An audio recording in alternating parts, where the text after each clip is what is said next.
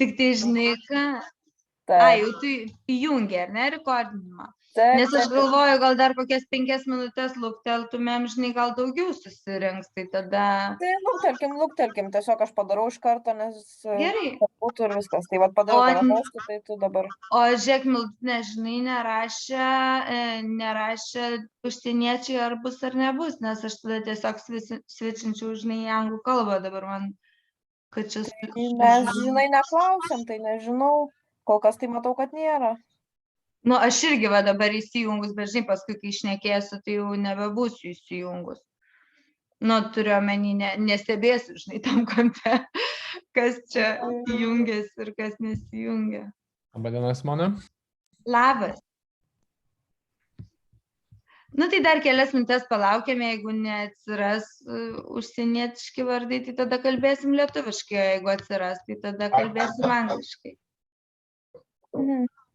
Tu naujais visus beje. Man daryti parduotuvę, kuri iki 5 dirba ir kažką ten jiem išsiųsiu. Rykščiam išsiųsiu iš namų, dar kažkam, kas ten yra padaryta. Natūraliai. Tai mums dabar eiti į parduotuvę, kuri iki 5 dirba? Ar ką čia dabar mums daryti masiškai, dar turim laiko iki 5? Pabūti. Ai, pabūti, nes galvojau, gal jau čia dabar reikia bėgti, nes iki 5 ir paskui jau nuo rytdienos nedirb. Mes čia paprastai keiksmažodžius, tai čia šiaip normaliai dar į eterį išėjo. Ai, supratau. Tai čia dar švelniai. Nu, dar po naujų metų neatsigavę. Šie nedėkingi labai buvo, laisvų dienų po naujų metų jokių nebuvo. Nei vienos laisvos papildomos. Jau matau, žinok, Simona, užsieniečių, tai gal reiktų svičinti, kaip tu sakai. Okay. Hi, Ermina. I also see that.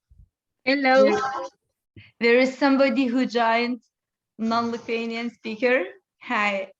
How was your New Year's Eve?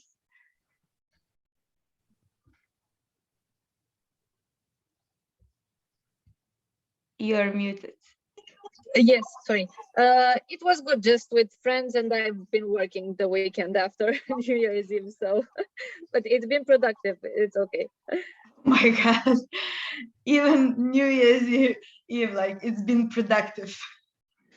Yes, because now I've started working. I start working again, so whenever I have some free time, it's all about the startup. So New Year's Eve, Christmas doesn't matter. Okay. Yeah, it's quite.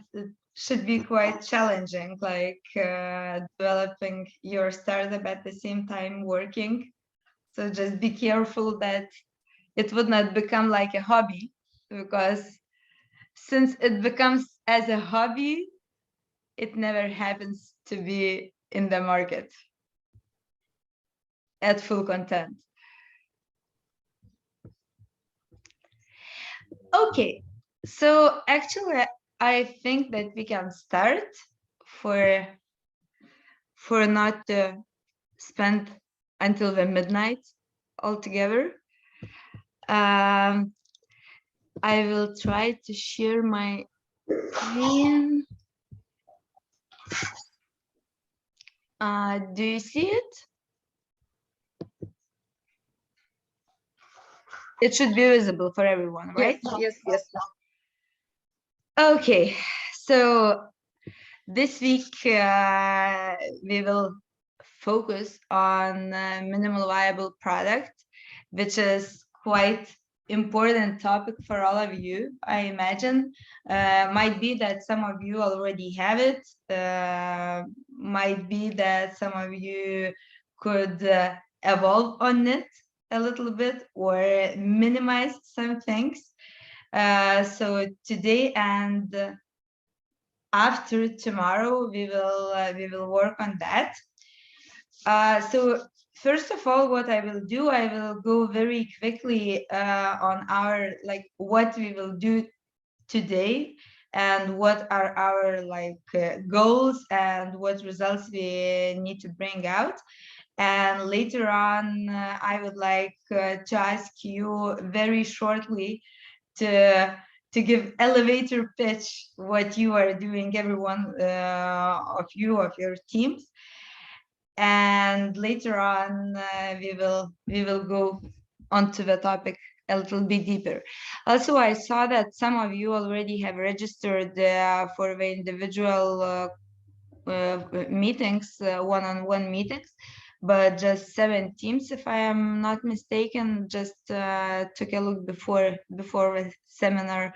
So everyone just take a look into the calendar and grab a gap for later on, not to have a problem to find a place.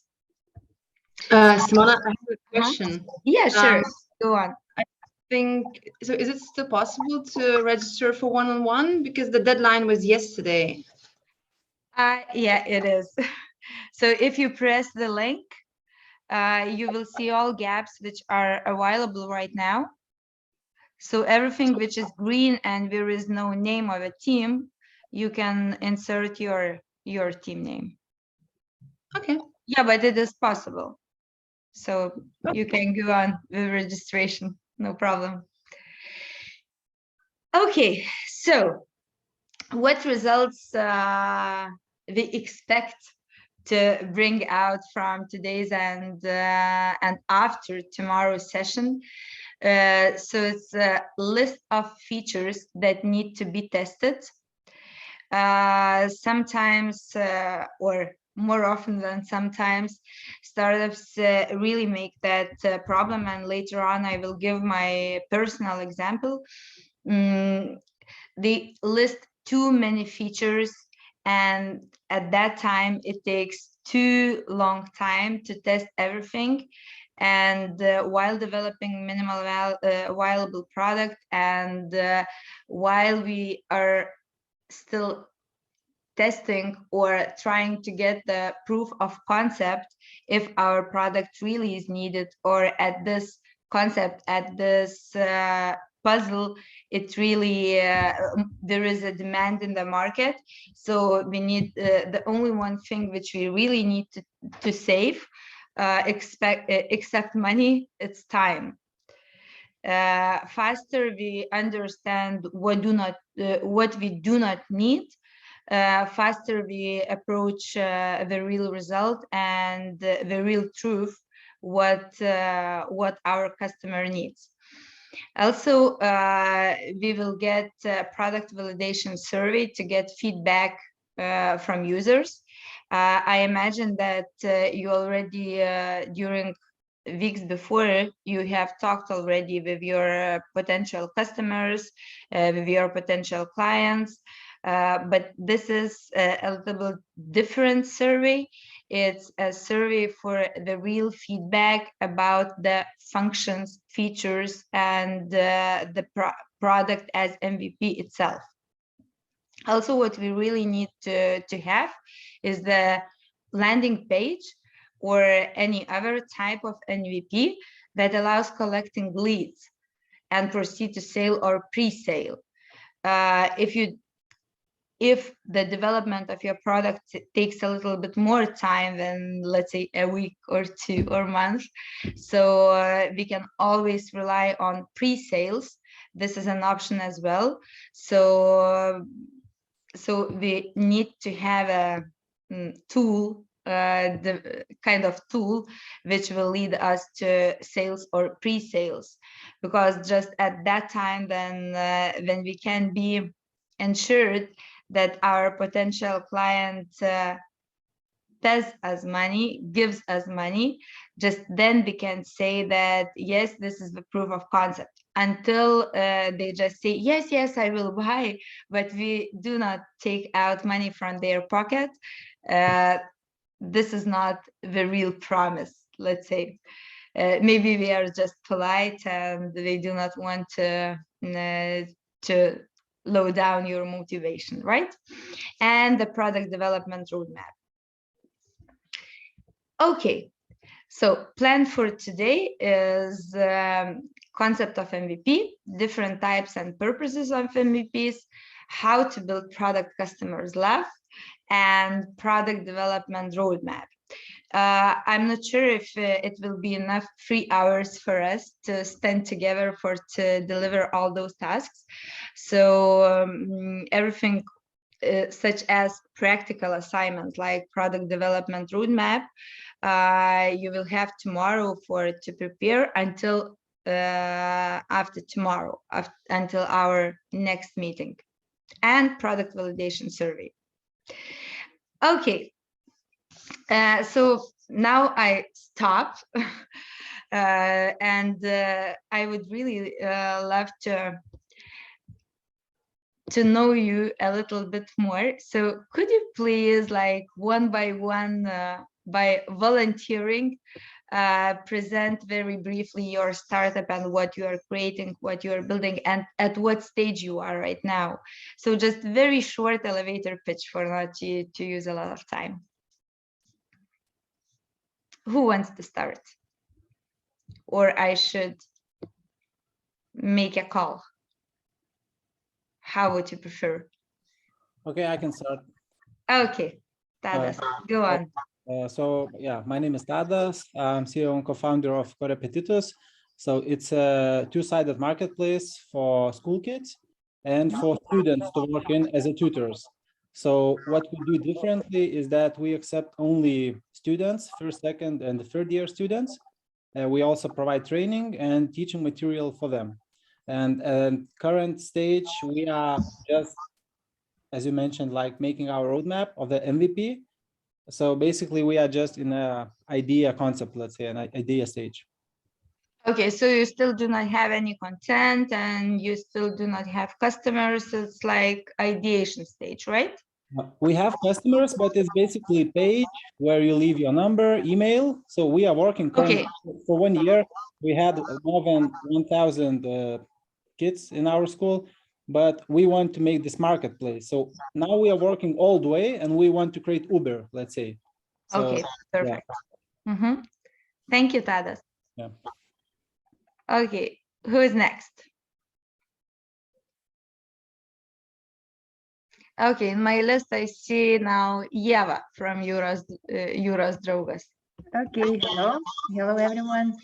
So very shortly, my friend and me, we are going to design and produce outdoor items like beach bags or beach rugs made of recycled marine plastics.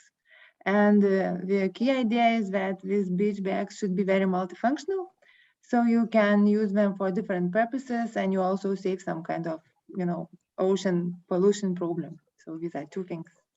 And so far we just designed 2 prototypes and we are in a very, very beginning of our, okay, business so, development. But you have your prototypes already, which can be showed to customers, or what do you mean by yes and no? We made it physically to look like, and we already used them and tested during summer, but we used different types of materials, and now we have special textiles made in Portugal from recycled bottles, and now we are going to make the final one as a prototype. So that's about us. Okay, thank you. Thank you. Okay, now I see Mantas. Yeah, hi. So we are Resti together with Franciscus, and we are a SaaS platform, the online booking system for all service-based businesses. But right now focusing more at the wellness, entertainment, and pet care businesses. So we do have MVP right now. We already launched the payment subscription supposed to be launched in this month, and we will have at least 1 paying customer. And right now we are at the go-to-market strategy, planning how to enter the market, looking for early adopters, and already started with sales contacting potential customers. Okay, thank you. Thank you. Now I see Aida or Ada. Hello, I'm Aida. I'm from Rookies, and I'm here today with my colleague Armina. We're from Rookies, as I said, which represents a platform through which we want to match young talents, so youngsters, with positions from companies, from top companies. So we're kind of a Cupidon between the two of them. By now, we have already started to collaborate with some of the companies in Romania, with McDonald's, with Orange. And the main advantage of our platform is that we want to present certain job positions through content video. So to make it more attractive for youngsters, and to present specifically what you have to do if you work as a certain if you have a certain job. Okay, thank you, Irina. Artyomas. Hi there. Nice to see you, Hey. Simona. Nice to see you, Artyomas. Yeah. I am representing Teen Shapers, the health app, tailored to solve the problem of overweight between teenagers.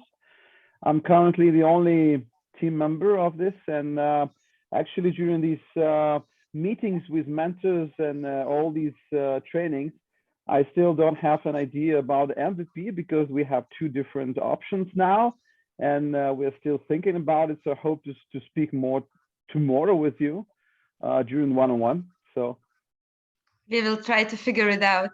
Yeah, thanks. Okay, thank you, Artyomas. Now I see, okay, Armina was presented by Aida. Augustinas. Yes, thank you, Simona. I'm a solo founder of Verslo procesų gerinimas, which is a company that outsources processes of financial accountants, basically. So we allow companies to give us their processes and we automate them, and we just give them the end result. So they can save time for their accountants and therefore save money for their employment costs. Okay, thank you. Now I see Tadas spoke already. Darius? Simona again.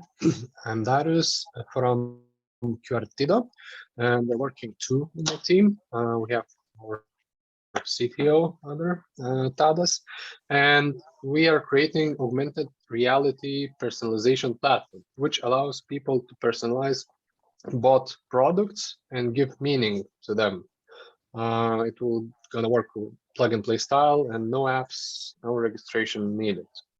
And we are right now going into MVP, so this lecture will be perfect, I think. I already watched through the slides which you're gonna present it today, so already know what's gonna happen today, but I think today's perfect lecture for me. Yeah. We will try like to not to concentrate too much to theory, but I will try to go through many examples and Q&As and practical assignments, and theory we will use just as a background, let's say. So I hope that it will be some add-ons after you watched already all slides. Okay. Thanks. Good. Thank you. Okay, what Dominykas?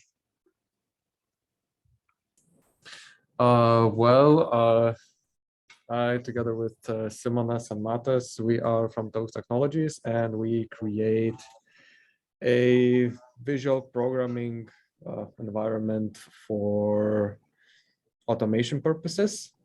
And right now we are kind of in a process of getting an MVP, something like that. Kind of in the process. Yep. Okay, thank you, Dominykas. Egle. Hello, everyone. Happy New Year. Happy New Year. I still feel a bit overwhelmed by all the holidays, so I'll do my best to represent my idea. I am a founder and CEO of Letry,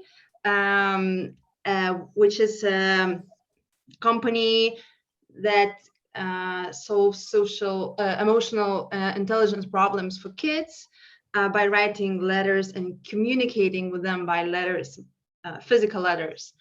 I have tested my idea during the Christmas holiday. I've sent several letters. I have got some customers. I just created like a Facebook group, and you can call it as like a mini MVP.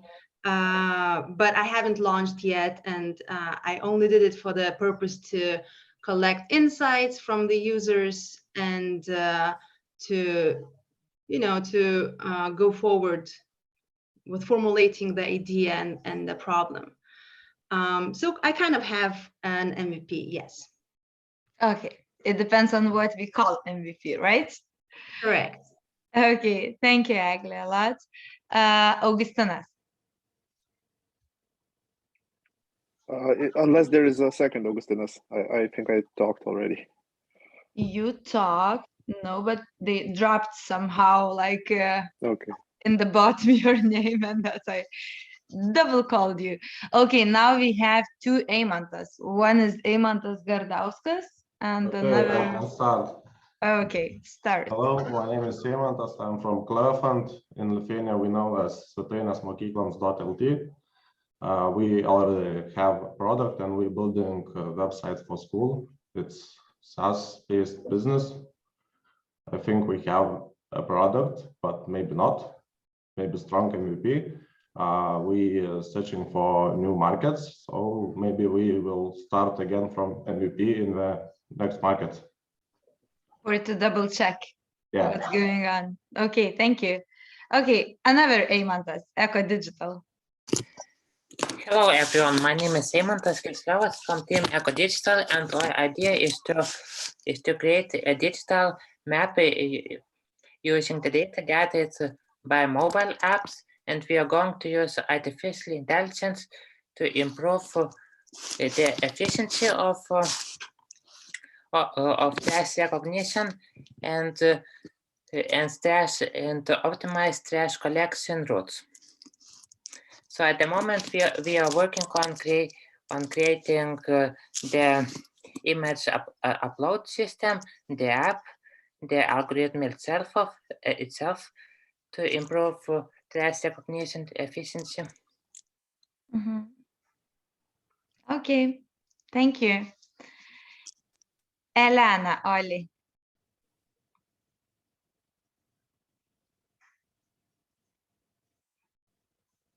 Elena, are you there? No. Okay, so Ignas. There are two Ignas. Hello, I'm Ignas. Hi, Ignas. Yeah, you are Ignas, and there is one more Ignas Kuncevičius. Okay, Ignas. Hello, I'm Ignas, and I'm presenting BallMac. We are creating personalized basketball one-on-one tournaments, playing physically, where players create by themselves tournaments, schedule the date and the court. Also, players pay joining fee. At the end of the game, winner gets the quota and rankings. So now we are collecting surveys answers, and then we will try to do an MVP. Okay, thank you. Another Ignas Kuncevičius. Hello, can you hear me? Yeah, sure. So we are with our co-founder Jonas Rudis. We are creating a medical device that can use sound to recognize diseases. So we have prepared the roadmap and everything, and we're going to see how our product goes. For MVP, we still have some things to get resolved, but we are going there. Okay, great. Thank you. Jonas was presented by you, Ignas. Okay, so Lucas Razgunas in jeans.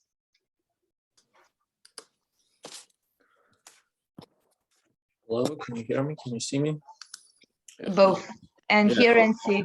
Okay, super. So, hi, my name is Lucas. I'm from Ingy's team. I'm business development manager. I'm here with Ostea, but she's currently in filming session to discuss and represent our startup in television. We're currently doing DNA analysis, and we can diagnose you an incurable disease in early stages or advantages in sports. And already we have got the MVPs for incurable diseases, and this week we will finish the advantages in sports, and we will be ready to go. Nice. As short as possible. As soon as possible, right? Okay, thanks. Okay, Mantas Reste. Yeah, I already talked. Yeah, wait. Then Matas was presented by Dominikas Pranciškas. Hi, yeah, so Mantas already presented our startup Resty. Okay, yeah. Okay. And now what we have, Rasa.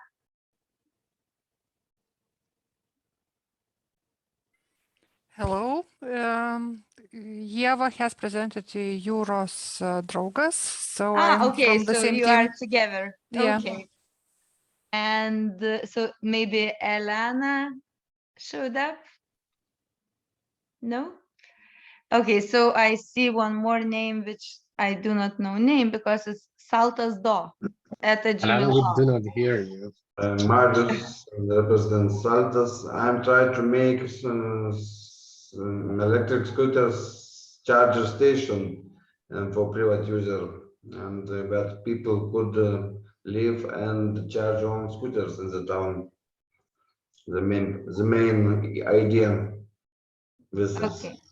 So do you have already the prototype? Still making. Still making. Okay. Okay. Still finding.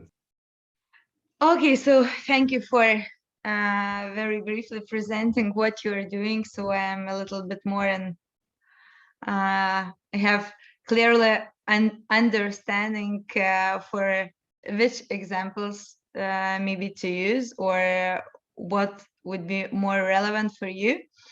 Despite that, there are quite different like say origin of your products.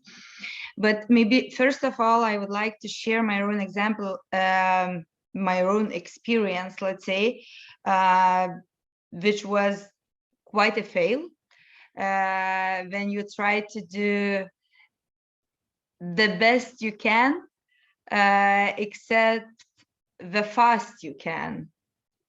So when we are talking about MVP, we are talking that this is like maximum amount of value for minimal set of features, right? So we need to try to find out which set or which feature is creating value for our potential customer, for which he agrees to spend his money, her money, and then to test exactly this. So some few time ago, it was in 2015. I was invited to join one startup as I would say, as a lifesaver at that time in Cyprus. Why I'm telling as a lifesaver? Because the founder of the startup, he was, everything what he has created in his own head, but he was such successful guy that he attracted investors with a really quite big amount. As for early stage startup amount of money, it was 250,000 euros. Investors from Cyprus, but Lithuanians. But before the final launch of that startup, he died because of a cancer. And then I was reached out because he didn't live anything like in computer or know there. Just there was a big programmers team, but no strategy, nothing like was written down. He was the great visionary, but that's it. But not IT guy, definitely not IT guy. And he was used like to sometimes to be mentored by me. So the investors, they knew that there is some kind of Simona which lives in Lithuania, and she consulted the founders, so maybe we can reach her out, and maybe she knows more than we know, because investors, we were passive investors, we were not angel investors, we didn't participate in the business actively totally. Just since the moment then the founder passed away, we understood that now we need to go deeper into the business. What that was, it was called Trick Tab. I'm telling was, and I will tell why it was. It was called Trick Tab. It was the planchette, which is which is totally created as to be rented by tourists. It was not that you can take out one or another app from it. It was a totally autonomous system in the planchette, and it was for tourists, to get free Wi-Fi everywhere you go. It means that you can have a hotspot. Also, the main benefit maybe of it was that in Cyprus, if you travel, there is a big mess even in Google Maps with addresses. So for example, if you enter the address which you want to find in Paphos, for example, in the southern Cyprus, they can give you in Ioannapos the same street, the same building, and you can drive 2 hours away, let's say, and find totally different object. So it was that Trick Tab solved the problem, and you can enter by object, and everything what was the map inside was collected by the team, and it was collected by coordinates, not by addresses but by coordinates, because it's a really big and complicated problem with addresses in that country, let's say. Also there are like 30 plus other apps, like you can watch movie, you can listen radio, you can do that and that and that. So a lot of stuff which I'm not sure it was needed. Okay, so but the idea was that you come into the hotel, or you go to the car rental, and you rent the device for 1 day, 2 days, or the whole week, and you have an hotspot, and you have and map, and you have everything like and camera and wherever you want. But of course, I agreed to help. I went to Cyprus for half a year, but then they called me. They told that everything is done, and you just need to help us to go into the market, which means to train not salespersons, but front desks in hotels, which will become kind of salespersons. Also to train in car rentals, their salespersons, how to use and what added values, etc., etc. The problem was that the first thing what I did, then I decided to test it myself. First of all, a device itself. I found a lot of things which is not, let's say, ready to give it to customers, but oh well, let's see.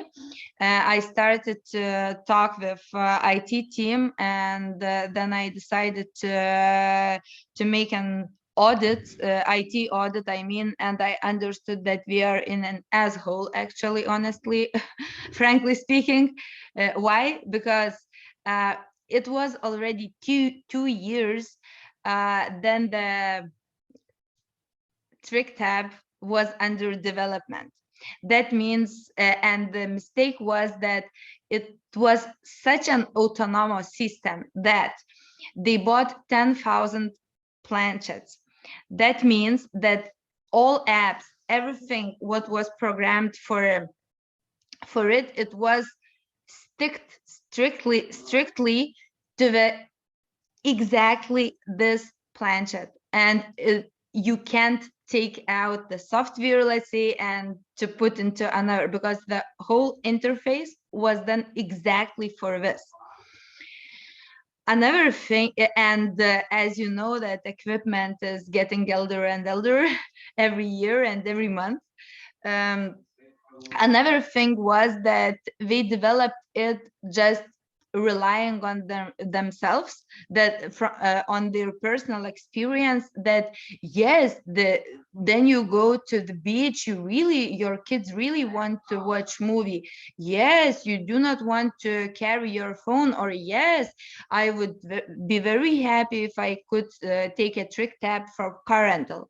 The problem was, despite the development part, let's say, that car rentals, they say, guys, no, we do not want to take your trick tab, because their main business in Cyprus, their main business is Wi-Fi rental.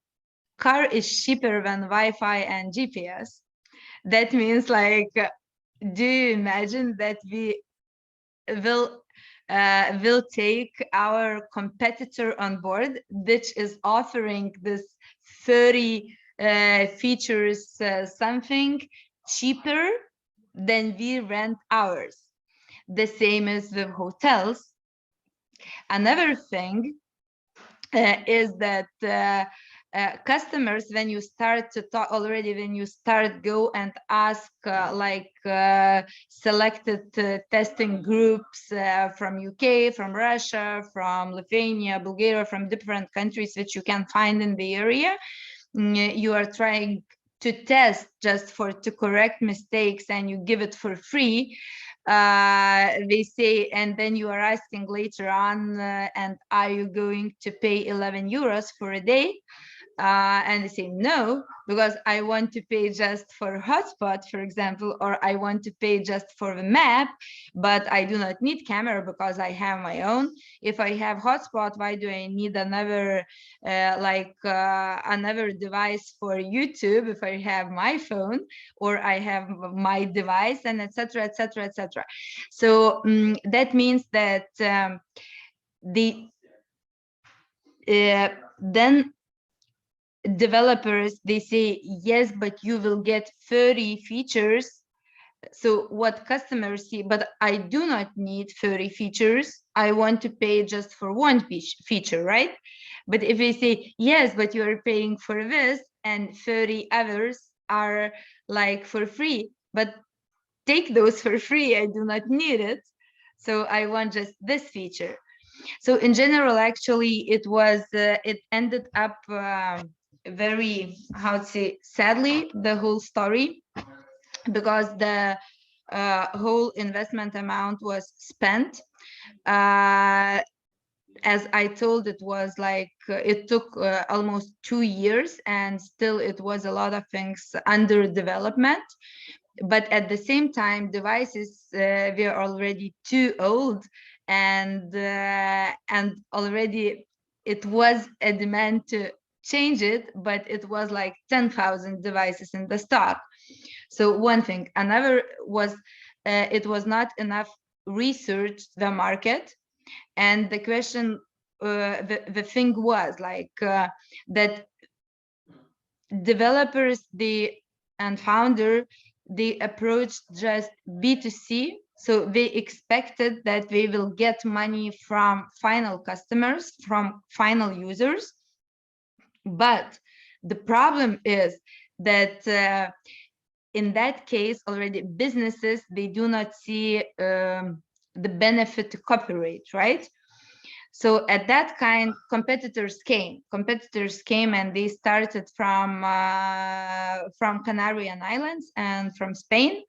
But the smart way, what they did that they took the back part. That means that, look, if you give our device to your visitor, we will tell you what additional offers you can give them. That means we went through the data collecting strategy, and then both parts benefit. In this case, hotels started even to take and give for free for their clients, because they wanted to know where they are going when we leave a hotel, because and Cyprus and Canary Islands and other countries which is not Turkey or Egypt, they are more focused on the traveling tourists, right? So we leave more frequent the hotel than in Turkey, for example, ultra all inclusive. So their strategy was, then we leave your hotel, we will tell you what we do for you to give them another offer, or to invite them to visit you and next year, and not to choose another hotel, or etc. etc. So that was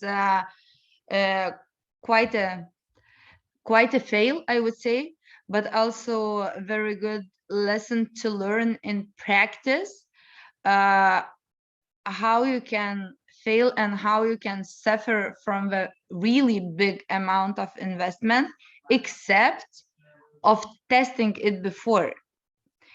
If we started like even before starting programming, if we would talk not only with their families, friends, and all problem solving would be based on those who are supporting, let's say, and telling, yes, definitely I will use, yes, definitely I will pay 10 or 11 or 15 euros.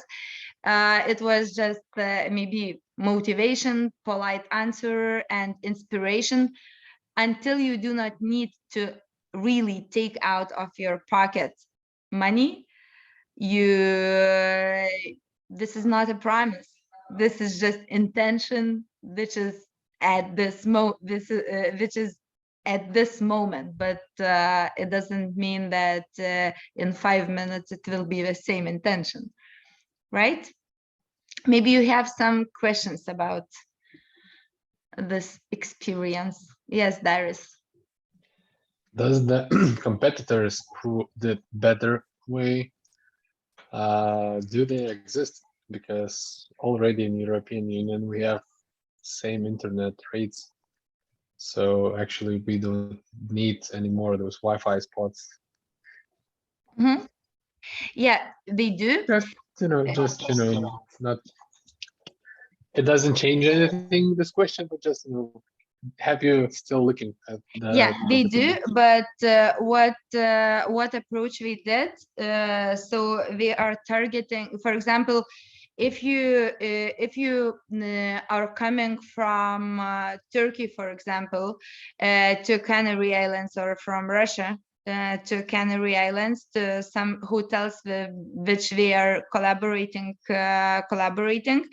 So hotel knows that you are coming from Russia or from Turkey or from Kosovo or from Bosnia or from Ukraine, and in your room you will find the device which gives you free Wi-Fi, which you can carry on with your traveling during islands. Also, what we switched a little bit the strategy, and we started to approach countries like Asia, like all those Balkan countries which are not in European Union, and we have different rates. So that means that then Europeans go, or other, like any tourist, they have quite high amounts, except in that country if we have a discount. For example, in Kosovo I have 90% of discount for roaming, so I do not care about the amount. I do not use so much, let's say, for during 2 or 3 days. But if you go for holidays in those countries, it works.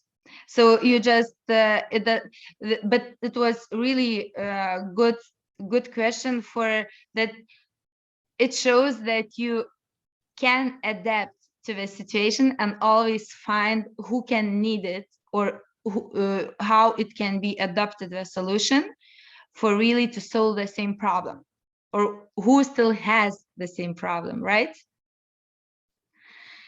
Okay. Augustinas, thank you, Darius, for your question. Augustinas. Yeah, it was a really nice cautionary tale, Simona. Thank you. And while I do understand the moral of the story, I still want to be a devil advocate for a Yeah, little definitely. bit. Go on. So I want to ask one question, Simona.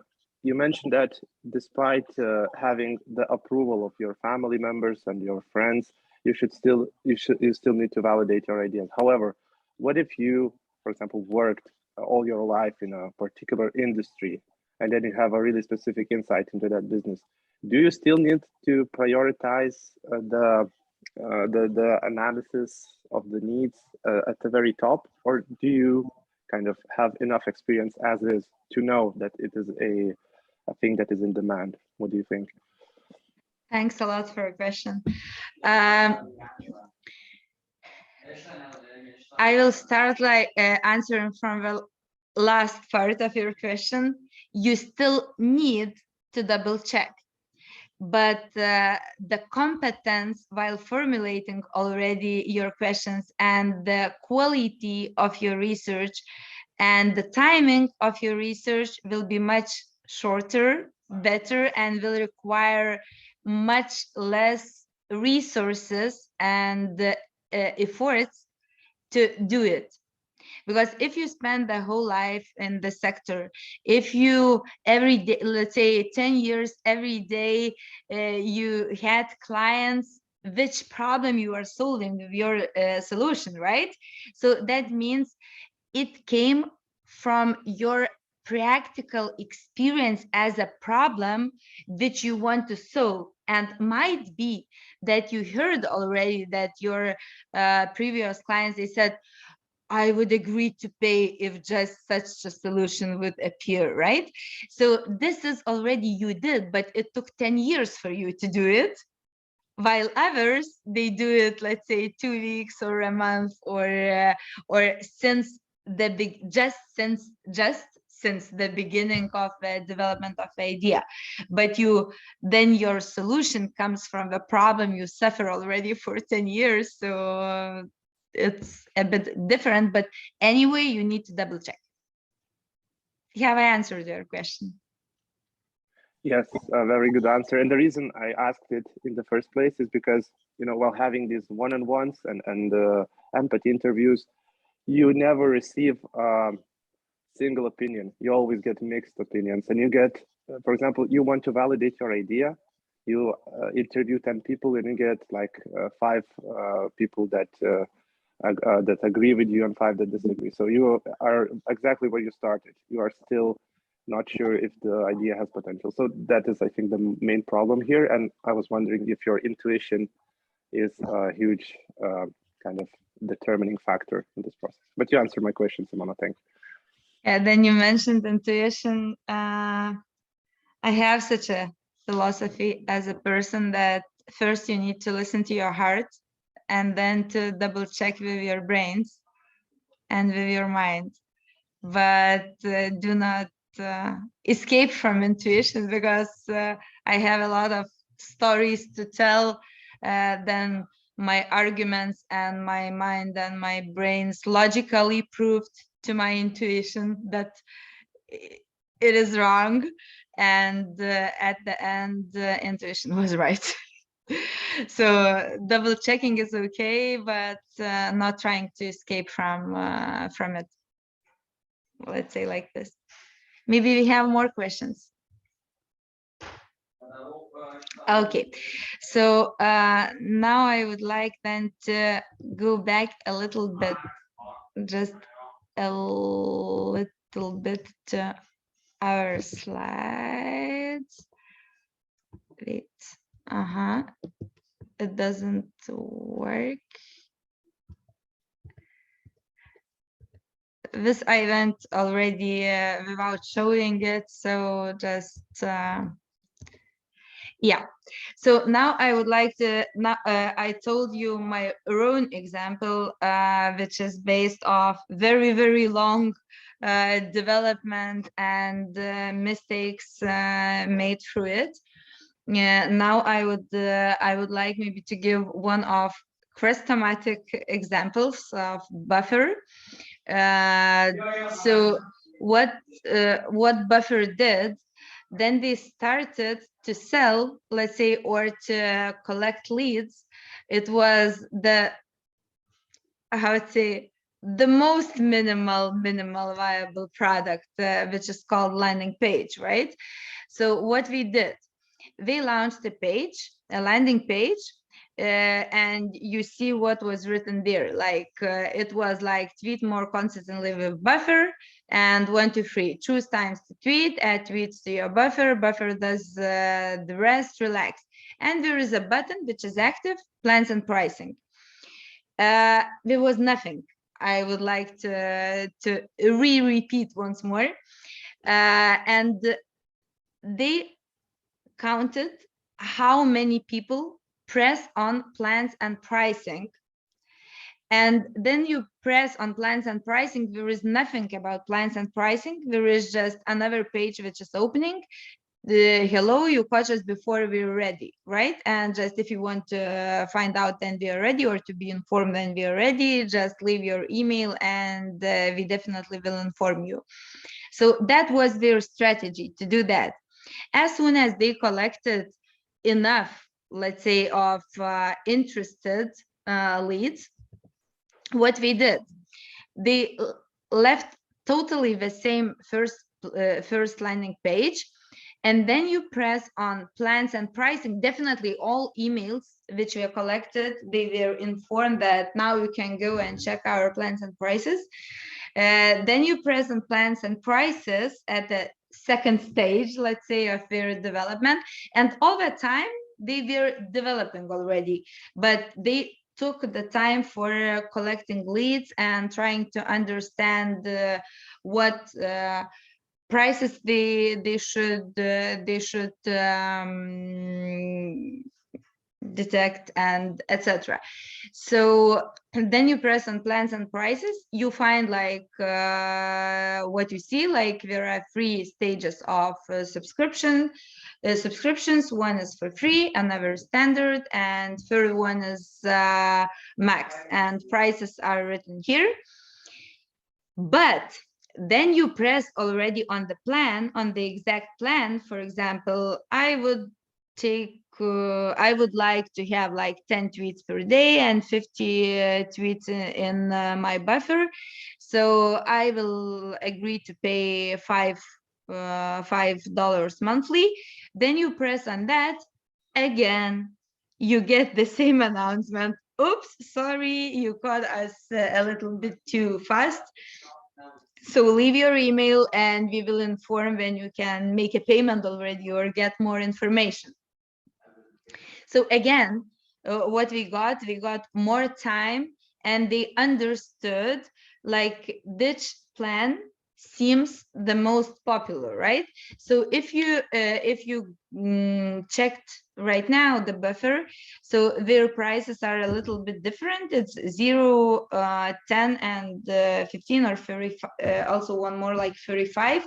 But already they, while trying to research through those what our potential customers press, they were already able to a little bit to calculate and differentiate their business plan and monetization.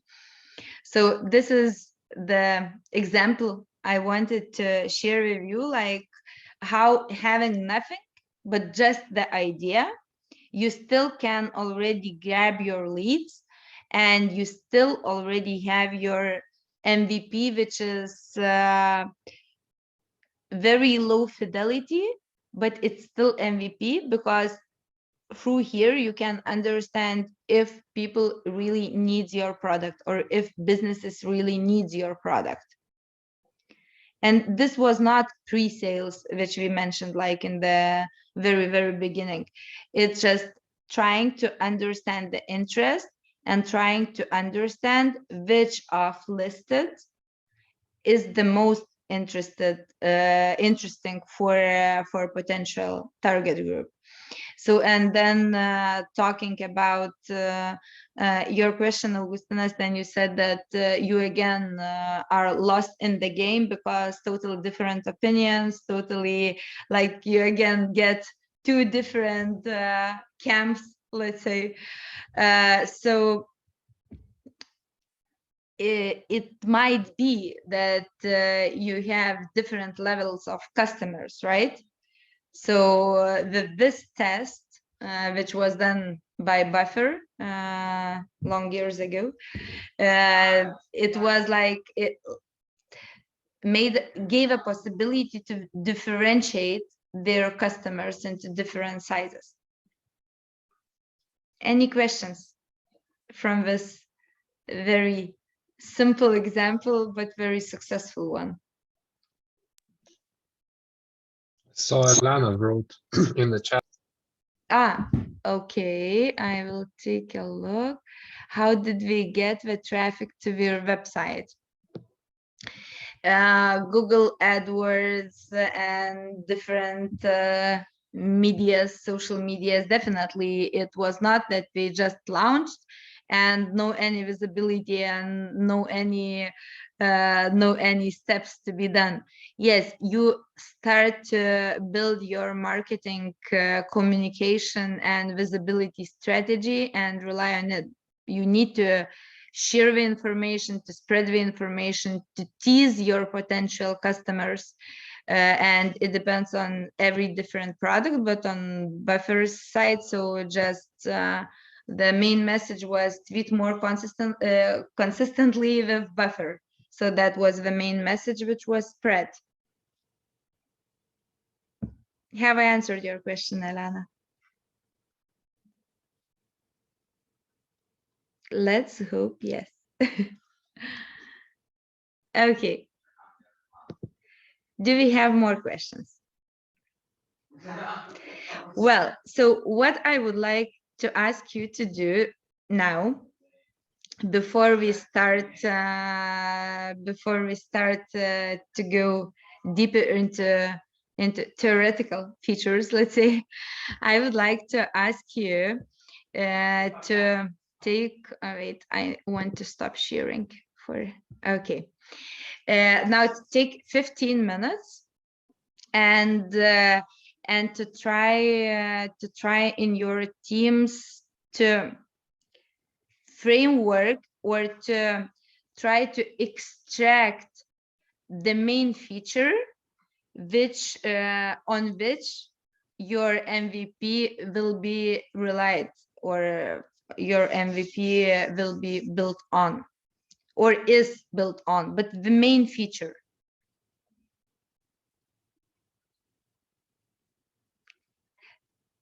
Would you like to ask something about the task, or everything is clear? Can you give us an example? Yeah, so for example, if we go through trick tabs example, right? So we want to test if people need map, for example. The next time we want to test if people need Wi-Fi. So the main feature which I would like to test.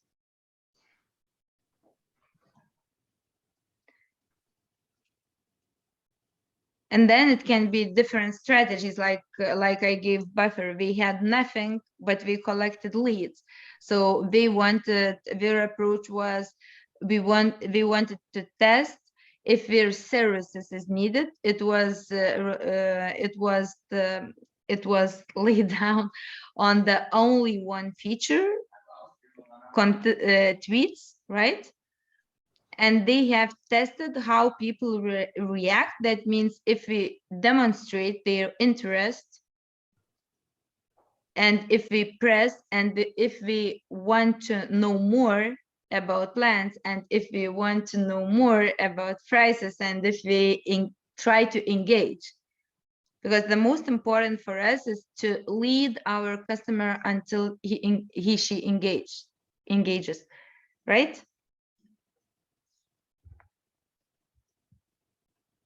Okay, Augustinas, have a nice evening. Have I answered, Matas, to your question? It's clear. Okay. So at 5:15, let's meet again. But I'm here all the time. I will not run away. So if you have any question again, I just will close the video, but will hear if you say something and immediately will open again. Okay. And also a question: do you need some break rooms for those who are working in teams, or how you would like to connect with your teammates? Maybe better in teams. Yeah, but you are, do you have your team member? No, I don't have. Okay, No, just then make break I'm rooms telling team, so team is your team. So this is what I'm asking, if those who are with their teams here, do you need me to create breakout rooms for you? Yes, I think breakout rooms is the best, and they can just, you can select random and we'll just have some teams. Again, Armina, I think you do not understand my Sorry. question. Teams are your startups, right? Okay. So some of you are, few of you here. So just for those who participate, like Euros Draugas, there are 2 of them. You are 2 of them. Tėvuks are 3 of them. So I am asking just those who participate with teams from their startups. If you are alone and participate alone, so you need somehow to okay, so I will create breakout rooms. How many should I? 5. 5. Okay.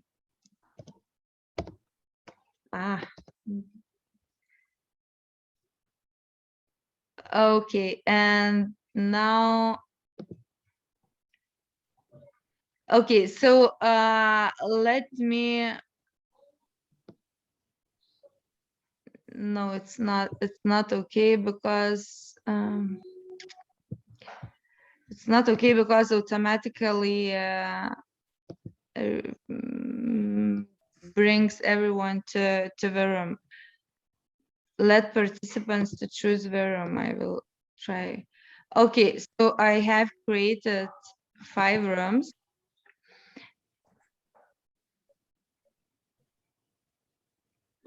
But somehow now we need to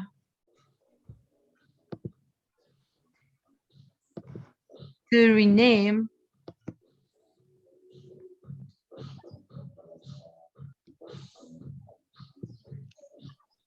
Okay, so 5 rooms are opened. If you need more, let me know. Okay.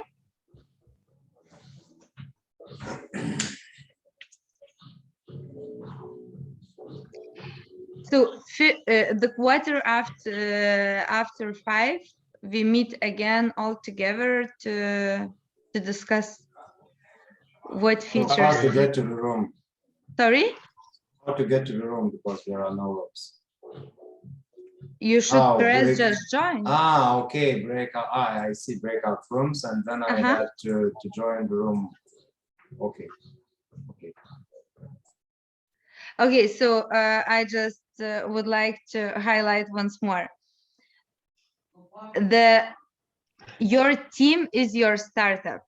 Yes. So if you one startup goes to one room. Exactly. So if you are alone, you do not need to use room. You put the Exactly. mirror in front of you. Perfect. You can close camera if you want, no problem. So, yeah, but but why not? I think it would be great to discuss with our startups to see what we are thinking about your MVP and what you are Okay, thinking Ignas, about let's go to the room.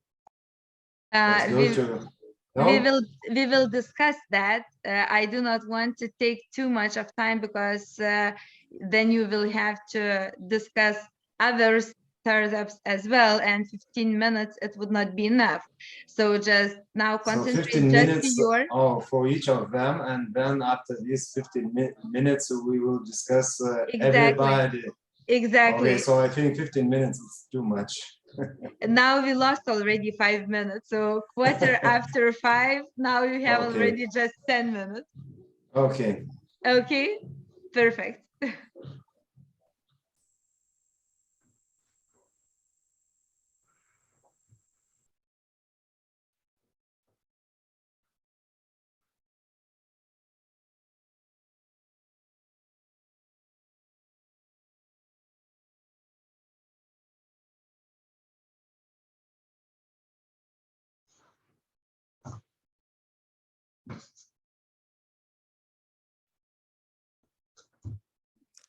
Am I only one without a room?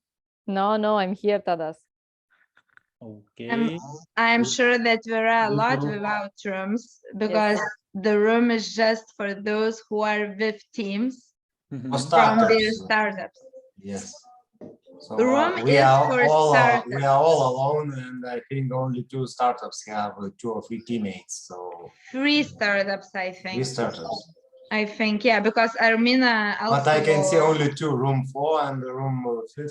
Yeah, only 2 startups Draugas because already Euros Draugas he left. left. Ah, yes. okay. So Okay, no everybody worries. who left, we will not use rooms. So we still have like 9 minutes to figure it out. I'm also with Aida, but we've talked so much about this. I think we're fine if we can pitch into somebody else's idea. That would be amazing. Anyway, I would like to ask you to take out the only one feature, which is the main feature on which you build your MVP. Okay, so Yes. definitely you anyway need to discuss both of you together. Yeah, and do we have to write it somewhere or just for us to know it when we come back? We'll come back, you know. To write down for you definitely, because later on you will need to follow this while. Okay. So I will not ask you to send it to me, but just to write down for yourself, I imagine. At least it will help for your homeworks.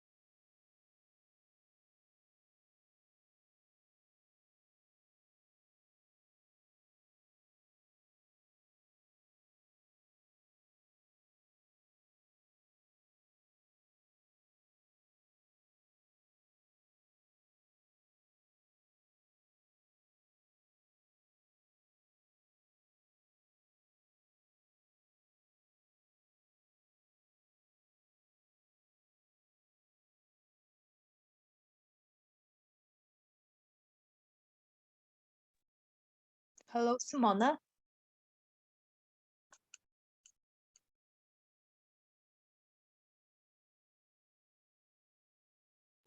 Yep. Oh, sorry. I just wanted to check that you can hear me now because I changed the Yeah, device. yeah. Sure, I do.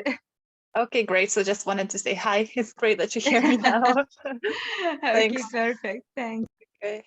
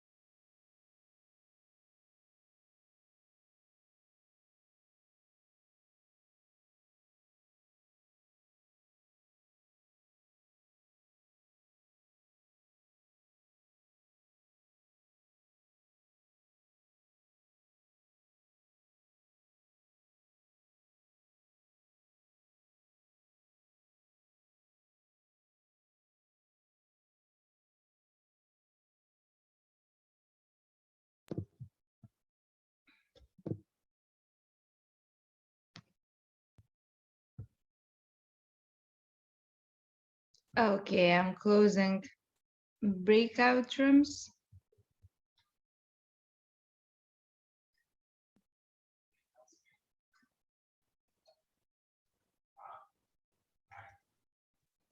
Nežinau, Simon, čia reikėjo apie Wi-Fi kažką tvarsnė pasakyti, ar ne? Apie ką? Wi-Fi kažką pasakyti reikėjo, ar ne?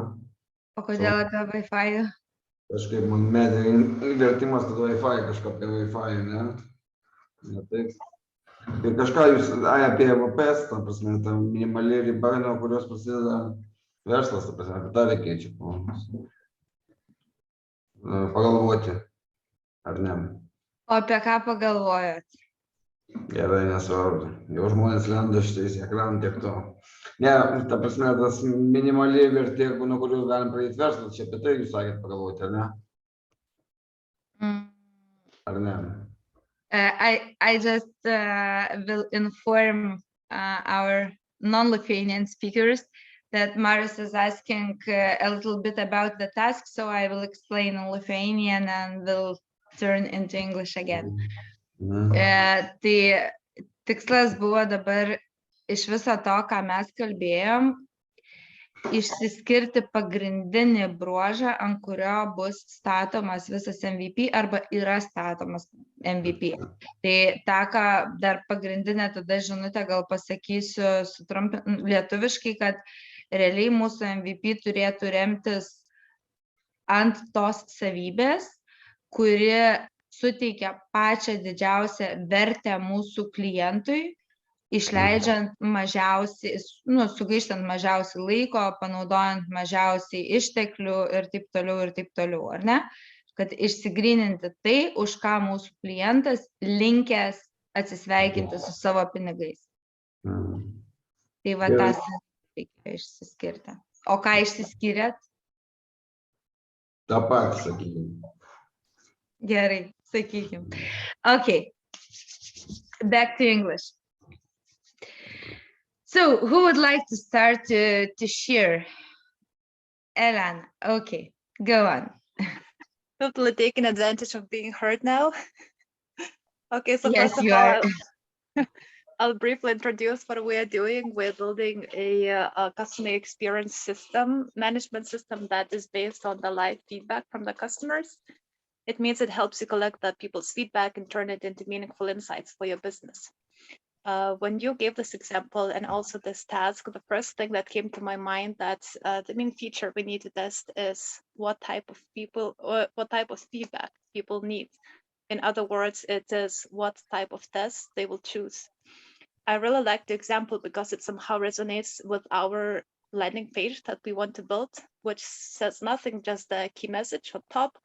And then you have one button which says schedule the consultation, where you go and probably have 30 minutes to discuss what type of feedback these people need. Or if you want to go one level up, you can have another button that, for example, leads you to another page with, let's say, tabs, which different tests provided. And again, just like in your example, you can see on which tab people click the most, and you will get the same feedback, what type of test is the most popular or the most needed. And probably in this place, we could do the same like you showed, because even though we may not have all the tests prepared at the moment, but once they click that tab, we could show like, oh, sign up here, leave your email, or maybe go straight to the, I don't know, calendar page and book a consultation, something like that. That's an option, definitely an option. And it can book a consultation. That means that you benefit from one more interview, right? And convince them. And at the same time, you generate a lead. Okay. Does this feature, the main feature, does it sound like makes sense to you? It makes sense for me to generate leads, which is okay. At the same time, definitely you understand better what really tests do they need, right? What feedback do they need? So on this, then you understand what we really need. If we need, you definitely have a stronger background to build on your product. Yes. So it resonates. Great, thank you. Thank you. Okay, Darius, I saw was the next who raised the hand. Yeah, we are building, as I told before, a platform which allows to personalize items, and it goes in a way like B2B to C. So we are actually selling the product to business, and I already have a sample. Let's say this is a bag. Take out the blur if you want to show. Okay, no worry. Or put in front of your face. Okay. Actually, it's none. No filter. Now it's visible. Great. Okay. So this is creme de la creme bag, and the feature which we are building. So we want to give a solution for, let's say, creme de la creme, to use their bags as an option where you can greet your friends or to whom you are buying the present. So let's say I'm buying. You muted yourself or lost the connection with your earpods? Now you can hear me? Yeah, sure. Okay, my headphones just died. Mm-hmm. So let's say I'm buying you a present from Crème de la Crème, some kind of perfume, and I can add a video on this bag. And Okay. any bag of which is going from Crème de la Crème will be the different video performing bag. Let's say I can show you the sample. If I'm scanning the bag, it's already showing the video on it. Mm-hmm. I can move the bag, so the video will gonna move with it because this is augmented reality. And this gives the meaning that you will personalize this bag to your friend which you're giving to present, or your family, or whatever. Because I will add video to greet you, for example, for a birthday party or for a Christmas or whatever. Mm-hmm. And I said mm-hmm, just because I immediately thought about the sustainability things, and then they are re-giving bags, right? Then you get a present, and then you bring the present. It's quite new. It's totally like unused, just it was from door to door, and then you're putting into the same bag, and oops, personalized, but not for me. Yeah, but it's very easy to remove this, and our MVP is to create the go-through. Go-through when I can take the bag, scan the QR code on the bag, add video, and save it. And the next person will scan the same QR code, and when he looks at the bag, he will see my video. That's the MVP, what we are going to. The next features are like putting filters, putting songs, and so on and so on. This is later on stage. And the main thing what we want to try is to go to our clients like Crème de la Crème. I have a meeting with Pildik. They want to use this for their clothing. So the people can personalize their own clothing, sweatshirts, t-shirts, and so on. So you can add your own stuff, what you want to present on your clothing. Also, I have a meeting with other perfume company, Manila. So we already met, already did meeting we'll do meeting in a few weeks. So this gives opportunity brands to come closer to the people, and with this MVP, I think. Can I have one question? Is it just for bags, or, for example, for boxes as well? It doesn't matter. Okay. Why I'm asking? Because I feel that brands which you are mentioning quite, let's say, bigger companies. Let's call it like that, right? I have a feeling that if you approach few very small but unique, those boutique style SMEs, such as, for example, ATM Planet, or those authentic handmade cosmetics, perfumes, or whatever it would be, they always look for very, very personalized experience for their customers. So they would be more open, and at the same time, they could see a potential of how to different themselves with that unique proposal or unique attention to their customers. Okay, but for example, for those companies, I personally know Ruta from Manila. Yeah, so that's great. But why I'm telling that you personally know Ruta, you personally know Crème de la Crème, you personally know Pildik. It's okay, but then we are talking about your potential, about your business and the future, and about the scale, right? So we need to find our fit to market, like in the sector or in the target group, because definitely you do not know personally all big companies, right?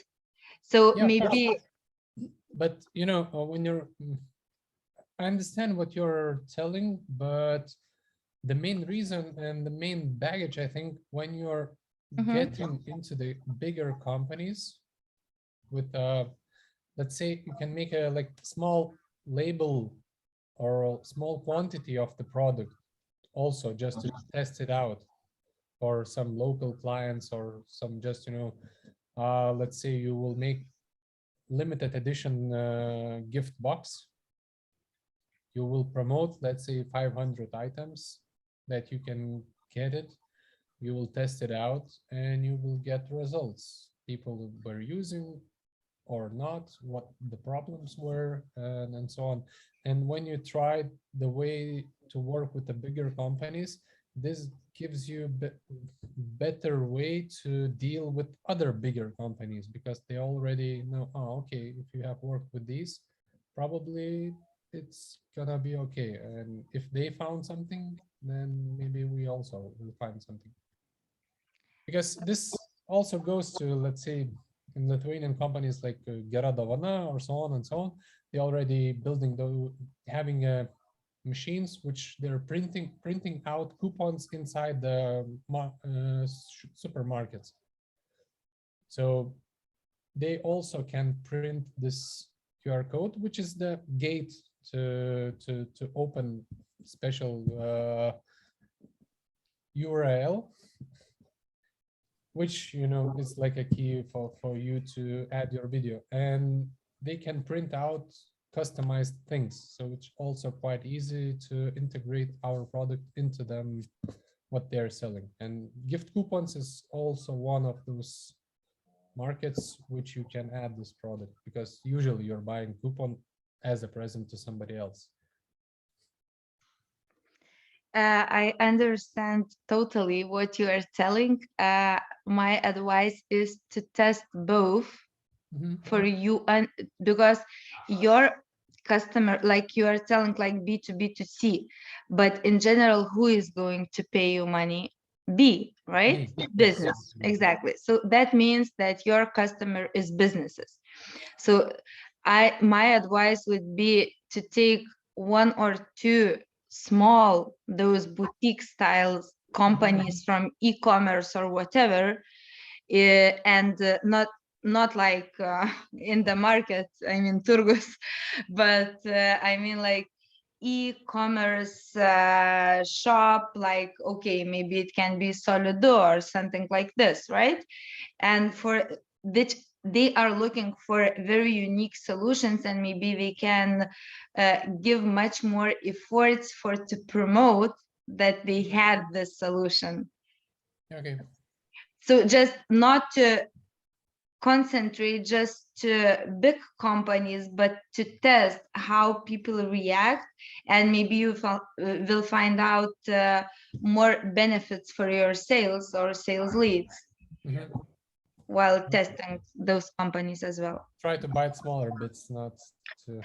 Just take a couple of them if you are starting to research, like to test it right now. So try to test with two small companies, let's say, at the same time as well. And then you can analyze the data, how one or another part is reacting, or maybe you will get results which will surprise you. You know, both ways it could surprise in a matter. Exactly, Yeah. exactly. So that's why I mean that it's better to, if you have such an opportunity to test during the same time, during the same week, with one and another totally different clients, which are businesses in your case, right? So you save time at the same time, except like first of all testing with one, analyzing something doesn't work, maybe let's test that part as well. So test the both, and then you can compare, and then you can work on your model. This is what I was trying to tell, not that close your idea with big companies and forget that you know Ruta from Manila, but go on small no, I'm telling that my advice would be to go to both directions and to double check what's going on there. Thanks. Thank you, Darius. Okay, Mantas is raising the hand.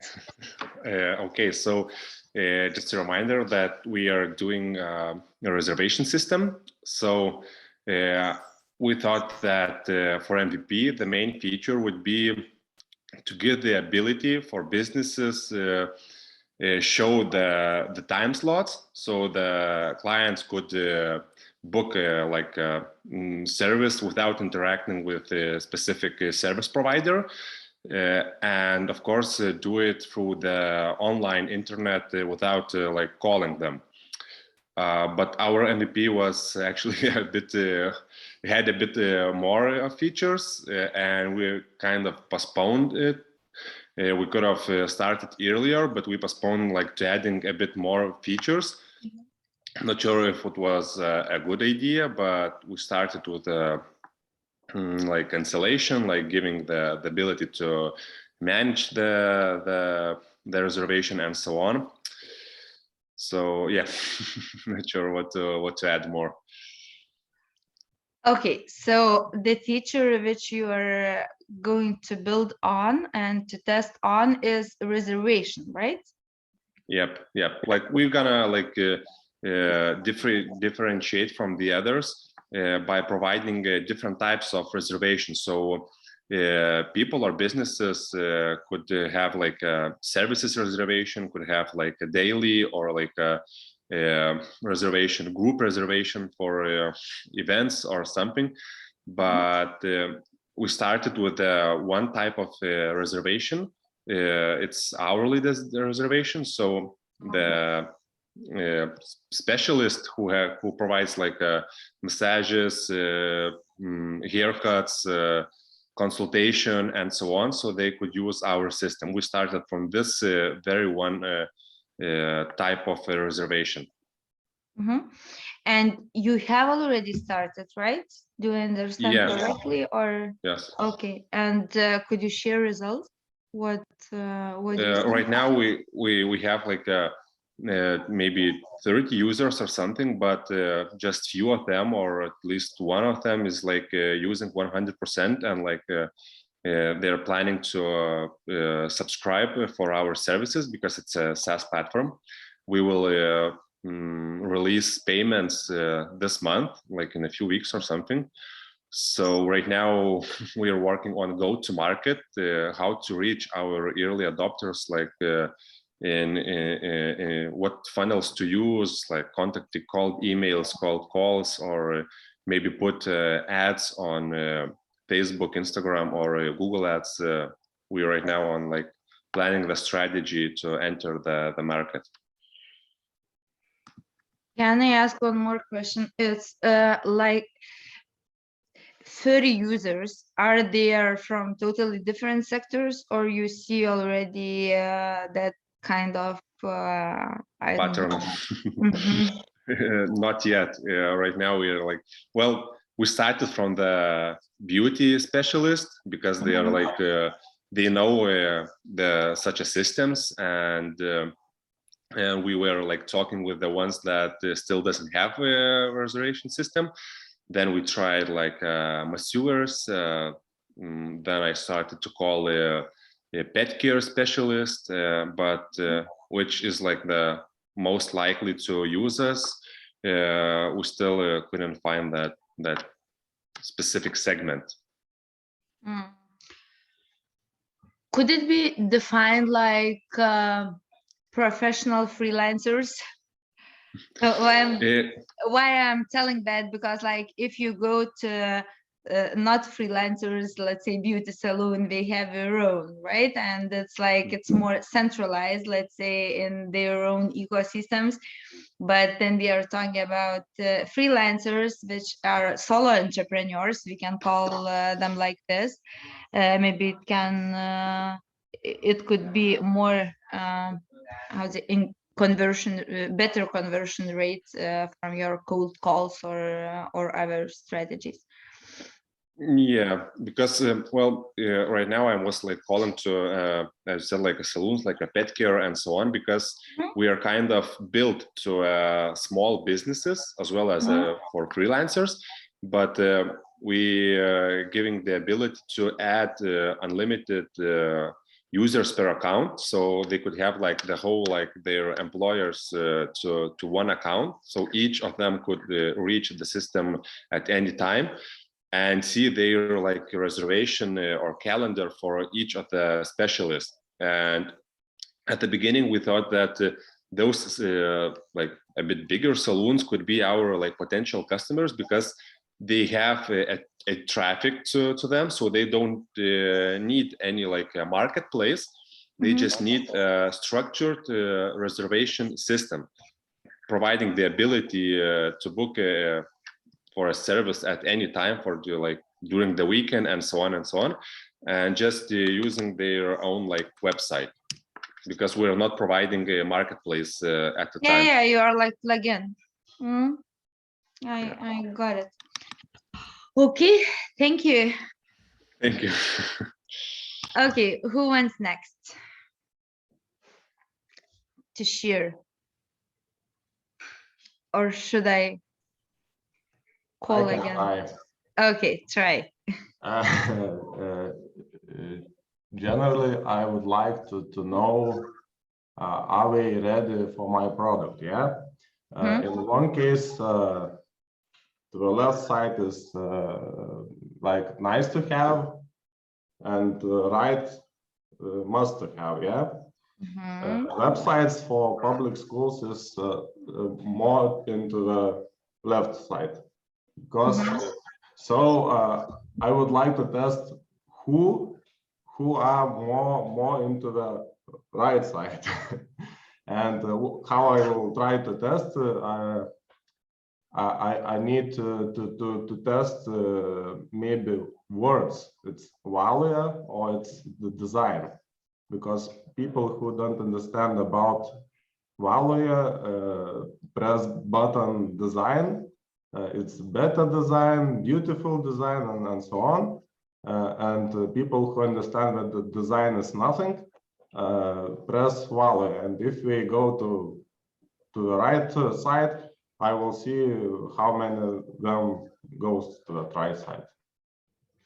Okay, so if I got correctly, your goal through your landing page or MVP to test or to get an approval from your potential customers, what is must to have for them? That you mean? Yes.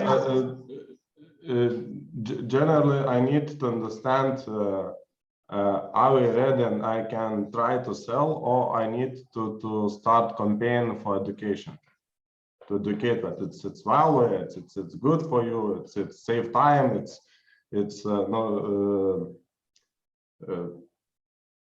fiksuoti kaštai. Fixed costs. And so on.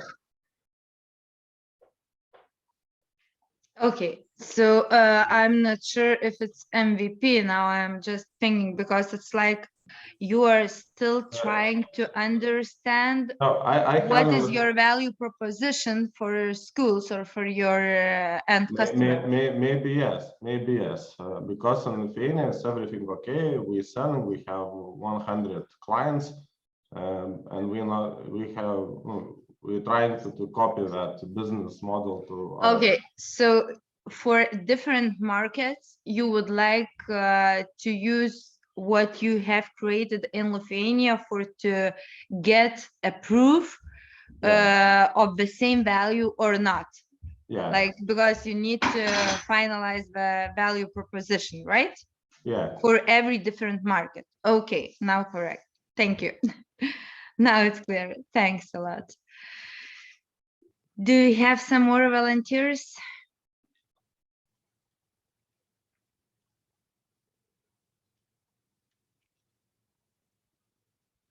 Okay, so I name someone from the list, not someone, the one who is on the top. Artomas, are you still with us? I'm here, Simona. Hi. Perfect. Yeah. Good.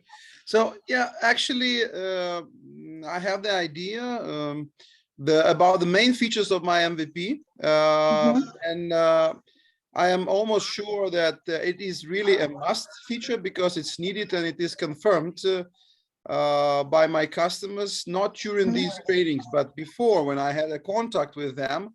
I think that I am, if I do this kind of MVP, because I told you before that I am not still ready to choose which MVP to do, because one can be the app, another one can be only a course or training, which was proposed by one of the mentors of this training. So one is app. If it is app, so we are going to program this feature, which is confirmed as needed. Okay. If it's not an app, if it's only a course or training as an MVP within the frame of this of my participation in this acceleration, so I don't think it will be anything needed to check, because if it is a course, maybe I'm wrong, but if it is a course, you know, for customers, so it's just a content of you know, some information which is extra to compare with any other courses. So I don't know. So I still hope to talk to you tomorrow about. Yeah, we will. Definitely we will. Too much to talk now. Yeah, but it's very good that you mentioned that, because you touched one more thing which I wanted to talk about. That actually then they are talking about MVP, and especially then our product is related with programming or a lot of efforts which we need, and not only efforts but resources as well, which is money as well, into the development of a product. We usually spend a lot of time while doing that back office work, like our back work, right? So usually I give an example that even then we are developing bots, first of all, we are pretending ourselves as humans being bots, right? So we are answering ourselves manually and testing through that, except of programming and then testing. So in your case, actually, I would say, because I know a little bit about your teen shapers, right? So, and actually quite a lot. So your MVP would say was done in closed Facebook groups, right? So now I would say that we need to think about one step up on the ladder, right? And how to avoid the whole app development, for not to waste too much of time, not waste, but spend too much of time, and to benefit from the time, but to go up one step to the top, but not to try to jump immediately there. Because about course, yeah, definitely we will discuss tomorrow, but I have some doubts because it's just like to sell what you are, what you selling always. No, but it's it's not the same, but yeah. The course is a good way to test the foreign markets. The idea was that the course is much cheaper way to check if this kind of product needed and first with avoiding any cost for programming, we just pack it in a course and offer as a product, and then we get the feedback and we understand if we need to automate some kind of procedures or not. But yeah, for different markets, I agree, but it's like just you already have proof of concept that it's needed. Now it's a question how to automate it and how to scale it. Let's say exactly. Instead, how to clone you yourself. Exactly. Thank you for that. That's the main question. How to clone Artamas. Okay, clear. So thank you and meet you tomorrow as well. Yeah, see you. Okay, Simonas is raising the hand. Go on, Simonas. I can go next, but before that, I have a question. Like in the last 5 minutes, you mentioned 3 or 4 times, don't spend a lot of time on developing something or writing code or programming costs. What is a lot of? Can we get a concrete number or something? What counts as spend a lot of time? So I will tell you the main definition of a lot of and not a lot of when we are talking about minimal viable product, MVP, which means that spend weeks, not months, not years. So everything what takes more than weeks, let's say, it's already too much, and it's already like that you already how say skipped something and haven't tested something what you could. So this is the meaning of a lot. Another thing what I would like also to mention maybe in this case that then you are the team, let's say, of engineers, right? I mention engineers because it can be programmers, it can be, but and then you have an engineering team which is developing the product itself. It's one. Like that means that you are able to use your own resources and you do not need to outsource nothing, and you do not need to invest direct money, let's say, take out from the pocket and to pay to somebody, right? So because you had those competencies in your team, those teams who has no engineering team or is not formed from engineers and are more business developers, let's say, or content creators, already they are not capable without investing real money, investing cash to develop it. So this is why it's not worth to spend and to put on big amounts of money to develop, for example, app, right? But it's better to skip this step, to test, to think how we can deconstruct our product until we get very simple opportunity, as I showed the example of buffer, except to follow the example of TrickTab, which was my own experience. Have I answered the question? Yeah, I think so. Okay. That's much better. Weeks, not months, is pretty clear. Very good. Okay, so I can go next then before I leave. So just to remind everyone, we are building a software, visual programming software.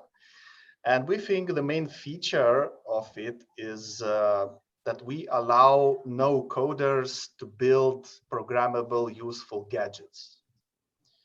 So what we are doing now this week, all 3 of us, is we have this spool of wire, and we are building a test setup which is going to automatically cut it into like lengths you want.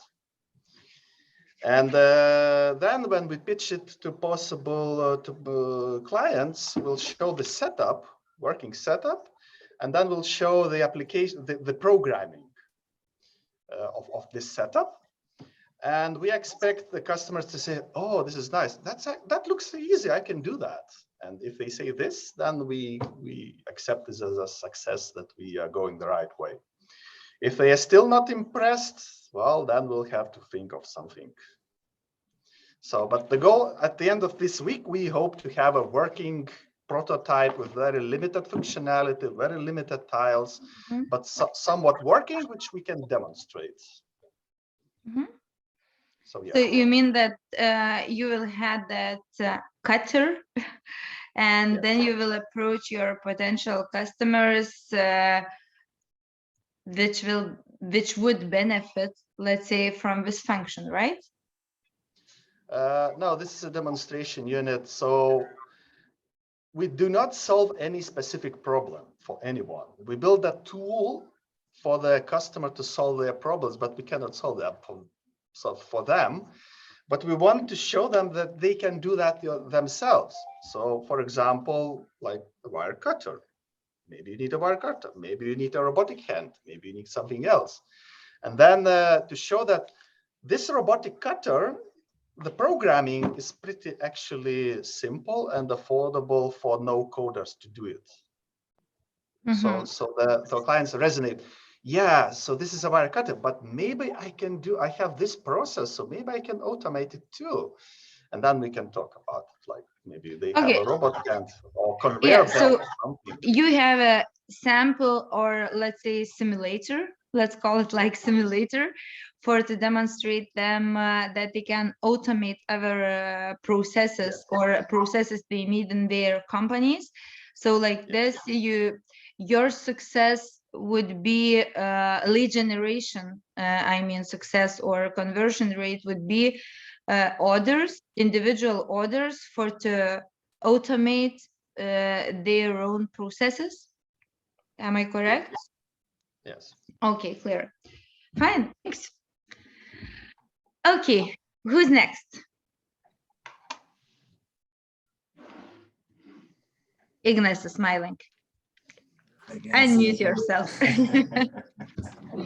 Okay, so we are creating this personalized basketball one-on-one tournaments through the app, and I think that our MVP could be to test the main feature if the players really wants to pay for the match, even small amounts, 1 or 2 euro for the match, and at the end of the game win all the pot. So I really liked that buffer test, and I think we could do the same way.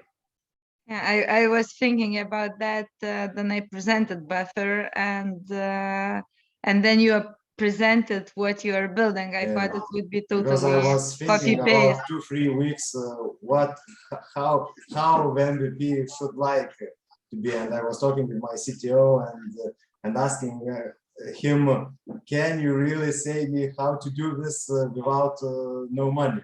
So I think this could be the way. Guys, if you can go simple way, go simple way, because with simplicity can bring you so many insights and results, which later on will be more productivity and will bring you more productivity, except of wasting your time. Yeah, because all technical people, they always say that no, do all the app and everything with all the features and that's it. But I can see take it simple. Yeah, but I think that it's. When we are talking about MVP, it doesn't mean that it should be low quality or something. The best quality, but the minimal, just let's think what we can do, look nice, look qualitative, and etc., but very minimal to have a possibility to generate leads. Yeah, and to understand people, our customers' intention, right? Yeah, this buffer test and it show, because I think that our MVP is the way how to see if they really want to pay money, and this buffer test, and it shows that if they push the button 5 or 10 or 5 euro, you can see that okay, they want to push that button. They are already interested. Yes, right? This is they already in this. So I think this is really nice.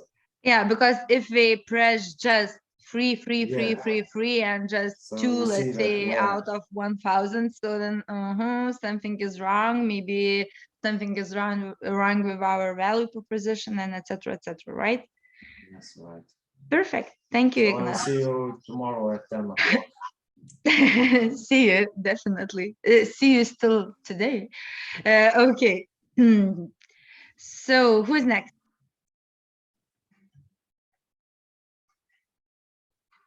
Nobody. Okay, maybe Rasa from Jūros draugas, right?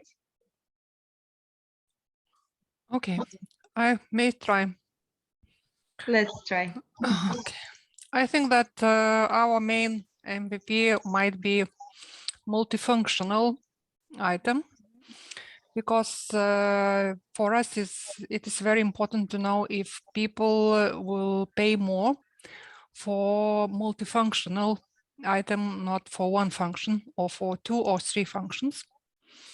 And it might be the main, let's say, reason. And the second value, it might be that the item is produced from recycled plastic. So I think that for us it would be good to know regarding multifunctional. Yeah, so actually, maybe others, you have some ideas how it could be simplified. Okay, until you make a prototype for your multifunctional bags, it's not weeks, it's months. The thing you can do, you can make a landing page with a very good visualized multifunctional bag or bags or bags, and try to understand what is people's impressions on that, right? Do we select the 10 features? Do we select the 4 features on which we press the most, and what we really like? Because like creating in a computer with whatever program, it's much more easier to make it visible as a real one, as a produced one, and then you can oops out of the stock, or oops when we have it, just we will inform you, leave your contact details, right? I think it's very hard to explain what does it mean multifunctional bag. So I'm not sure that the visualization of I imagine it's not hard, because it's more like you have an umbrella, you have a rag, you have all those things, right? We have a prototype, and we were trying to make some photos to explain what it is. So it's quite hard. So if you have a prototype, so you do not need to produce more, you can just go again the very simple version in a landing page and try to, or even you can go for pre-sales. Yeah, might be, it would be good. Yeah, thank you. Thank you. Okay, do we have somebody else who still hasn't presented? Because I'm already lost in this list, which is going I can down. share. Okay. So as mentioned previously, what we do is we create a marketplace for students to work as tutors. So parents and school kids can find a tutor, book online lessons, and yeah, improve English, maths, and so on. And at least I think that we are already too late, as it's, I mean, other countries around have many platforms like this. In Lithuania, we have only one platform, which actually participated in TechHub in the first cohort, Mokosi.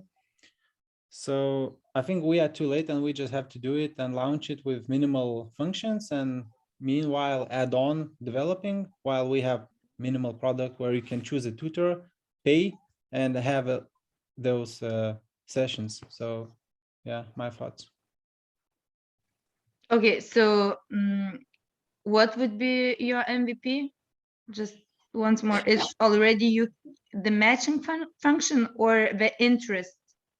I mean, there is a need. So we have to create in order for it to work, you have to be able to choose a tutor, to book a lesson, have it online, and pay. I think these are like multiple, like four features. I don't know, but I think that they all must go live, because without any of them, it's not possible to provide the service. And yeah. Yeah, but the success of your product is not the function. The function, I am sure that if you have a good team of engineers, you will have it during one night. So it's not a function, but it's the community inside. That means that your MVP, let's say, should be focused on to bring the community together. That means until you do not have the bunch of tutors, you will not have who to match with whom, right? Okay, that's it. So we have tutors now, they are working, we have clients paying. So when we will have this MVP, we will move all we have now to this platform. Yeah. Okay. And at the same time, could you use the simple way to bring more tutors on the platform? I mean, it's gonna be collect their emails and etc. Yeah, we will have this integration like part for tutors, because it's like one of our weak points, finding students who want to work. And yeah, of course, definitely. It's, I mean, so this is your bottleneck, to find students who want to work, right? So good students, yeah. Yeah. Okay. Yeah. I'm not talking about that ones. Yeah. But yeah, so maybe you could execute like a little bit to think a little bit on that, how it could help that testing stage to generate more leads from those who will bring money later for you. Yes. Because actually your business model is to earn from commission, right? Yeah. So more community you have, more workers you have, more matched people you have, better business you have. So yeah. Think about that. Okay, thank you, Tadas. Lucas, maybe I'm trying to understand who still hasn't talked. Yeah, okay. So for us, it's kind of hard with the MVP because we're standing from patent standpoint, protocols, and it's a lot of science, and we're sometimes the advices ain't in the ones that we need. And our MVP is that people can make these tests anywhere. Like, for example, in shopping mall as Acropolis, person who likes to shop, he can see an island where he can put his saliva test into a sample and send it to us, and we will reach him out with an answer with payments and etc. So this could be our smallest MVP, because we tried different things, we talked about different things, but everything sounds very complicated. Yeah. Why? Very complicated for simple people to explain it. Okay, but wait, you have your own tests developed or under development? It's already developed. Okay. And we're not outsourcing it in different countries. We're doing everything here in Lithuania. And it's done by my partner. She's originally a CEO and a scientist. So she made this protocol and all this structure to get an answer regarding the diseases and regarding the advantages in sportsmen and etc. And we're just trying to make it as simple and as clear to anyone who might be interested in it. Yeah, because what you what you told them, I'm asking what is your MVP, let's say, or what you are talking about more like entering into the market or approaching your customer is not that how say, I imagine that this is already clinically tested, right? Or not yet? What do you mean clinically tested? Like all tests, as I do not see how does it look your test. So all tests, they need to have an approval and needs to be tested on people, right? It's not a medical test. It's Okay. a genetics test. So there are different rules applied to genetic test, and it's made from a saliva sample. So there's no need extra clinical things Okay. to be. So you just need to understand if people are interested into that, right? Well, we had a lot of different discussions, and like MVP could be, people could save, if people are interested in their health, they can save 10 times more money later on, because when they diagnose the disease now, they can save, as I mentioned earlier, up to 10 times more cash on their on their care, on their medicine, etc.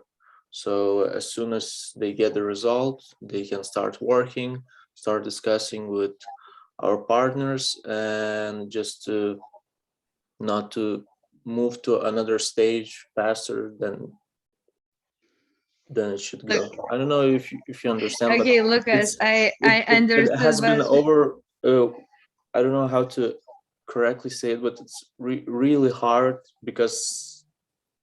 Okay, don't Not- worry. Looking to you like doing like this, I understand that we already need a break. Look, for 1 or 2 tests which you tell that you have it already in your hands and you can use it already, and they're detecting, let's say, some kind of diseases or whatever it would be, so you have already a product. It's not having an MVP. In your case, you have a product which needs to be brought into the market, and simple people, as you are telling, needs to understand that we want it, and that it will have a benefit for their health. It's But not like simple people, but it's to be as simple that yeah, everyone would okay, understand. Lucas, It's easy, yeah. really easy for us to understand, or like when we're Don't talking, worry, I sometimes got it it just. correctly. I got it correctly that people not from medicine sector or not from health sector, we would understand in simple words, like my grandma also understood and my son also understood, right? Okay, very clear. What I would say that your MVP would be like, because for this you already are entering in the market. So if you still want to understand the range of tests which you can develop in your company later on and starting from now, so you could also follow the landing page example and to have different tests which you still do not have, but for to understand in what exactly people are most interested to. Or it could be for to understand what is the most simple explanation, let's say, for to put 10 different, let's say, phrases about totally the same test, but in totally different manners. Like one, it's I'm selling your health, right? Another, would you like to go deeper into your genes, or whatever it would be totally different, but about the same. And then you define what people are most interested in. And this is the answer for you, what we understand the best and what could be your sales message. Okay, but just for an understanding that it's not an easy task for a scientist to develop these results. It takes for. Lucas, yeah, I understand the website. Totally same test. I understand everything. Totally same tests. They have it already. So we define 5, 3, or 10, or 3. It's okay as well. Different definitions, different approaches. like about Christmas tree, we can find 3 different definings, right? Yeah. And we research how people, like what people are most interested in. And this is how you can facilitate the definition for you to make it very clear for grandma and very clear for kids. Okay. Does it make sense? Yeah. Because test you already have, and it would be silly for us to discuss what is your MVP. You have a product in your hands. So, but there are some problems with not with a product, but with sales. Yeah, it's not kind of problem, but we just have to start. Yeah, but because okay, there is an our opportunity. scientists There is our no scientists problem. didn't want to go to the market until the product is completed, because scientists work Exactly. that way.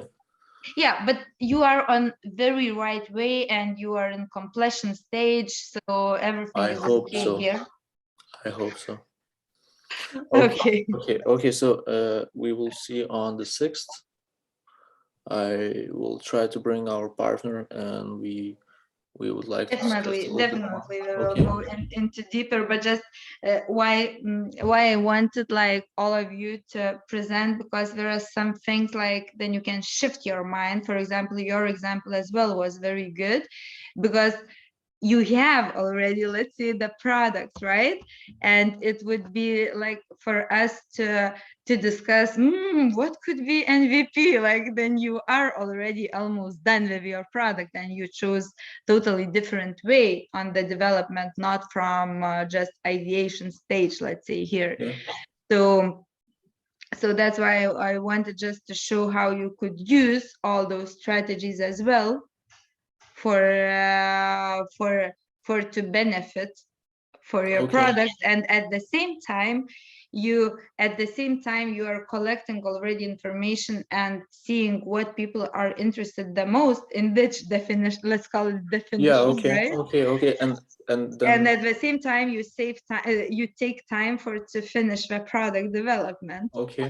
And then if we go back to the information that we get from this website, for example, just saying about the same test, but different words. Exactly. Then we can use that information for marketing, or exactly. Okay, so Exactly, because then from this you understand what people want. But you Okay. are talking about the same thing. Yeah, okay, and totally the same thing, just different definition. okay, and another thing is when we start from here and start to gather the information, is it then possible to count out how much we have to spend on marketing to get the one sales? I don't know. Yeah, definitely. We will talk on that during one-on-one, and later on during all those marketing strategies week. Okay. You will okay, work okay. on that as well. So Okay, because this was like the biggest headache, and okay. you have too many headaches because looking like you need to put something cool on you. Okay, guys, maybe let's make a 5 minutes break, and let's meet up again. And at 7 we will finish, don't worry. But just I see that we need a little bit brief in, brief out. Okay, can we meet like 6:20?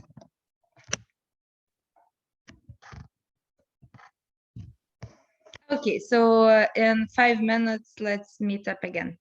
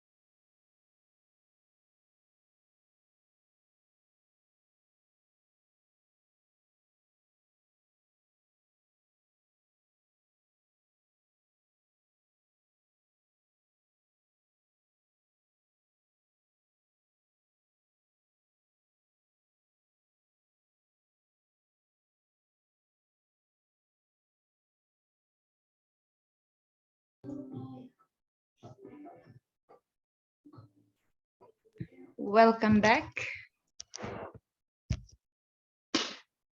Rasa, I saw you dropped a message me through LinkedIn, so you can go into the table which was sent from organizers, and if you see the slot, you can definitely enter your name there, or for tomorrow or for after tomorrow. I'm not sure if you hear me, but I hope.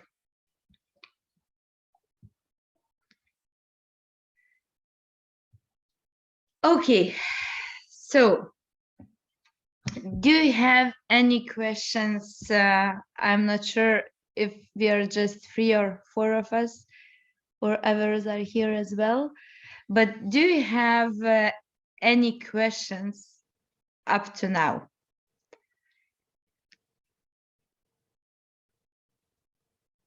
No. Then will be one-on-one, you ask me. Okay. I will be happy to hear, and I hope I will have answers.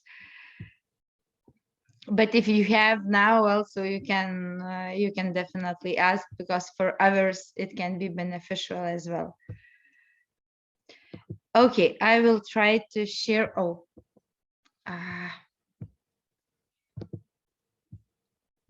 I wanted to share the screen, but I did something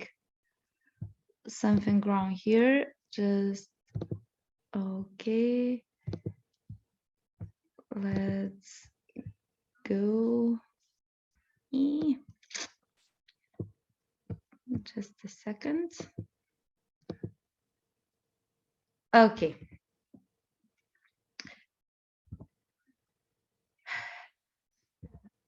I will go through this. Okay. So this just for to double check again, and for to to highlight some main parameters which we need to think about. So as I mentioned, that MVP is when we build fast, weeks, not months, right? Also very limited functionality. That's why we try to define the main feature to which we focus on. So we need just to initial users needs to address.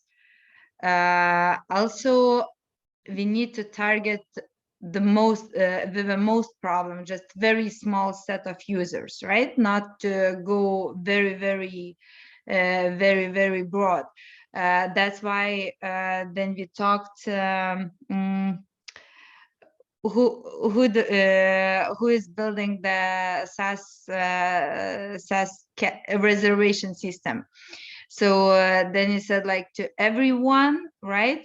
So then I tried to look for how we could define your target group. Maybe it could be freelancers, for example, just for to understand what is that small set of users, not to say that it's for everybody, because if it's for everybody, you know already from other weeks that it's for nobody then, right? And our MVP is the base to iterate.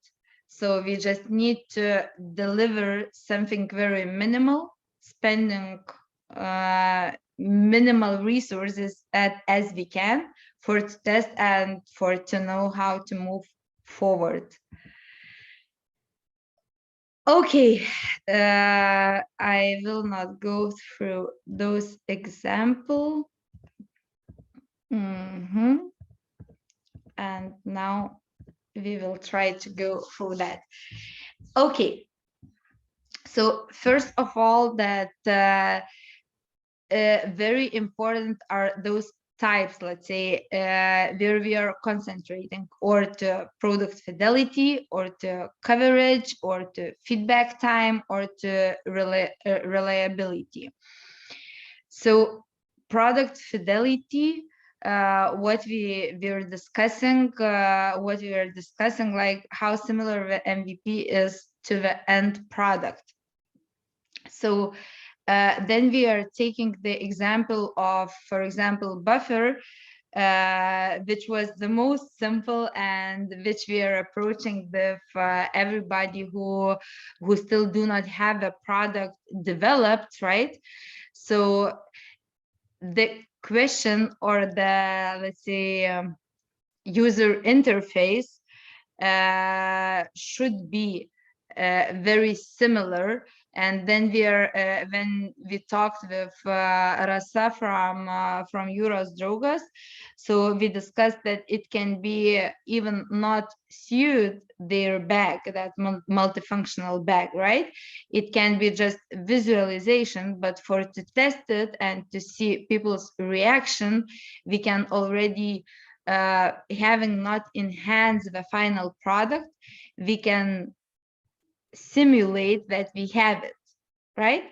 The same example is of Tėvukas, that we demonstrate through one simulator, let's call it, like through one tool, how we can automate other processes. Also, why we need to have MVP, it's very, very important for to generate leads, for to get as much conversion as we can.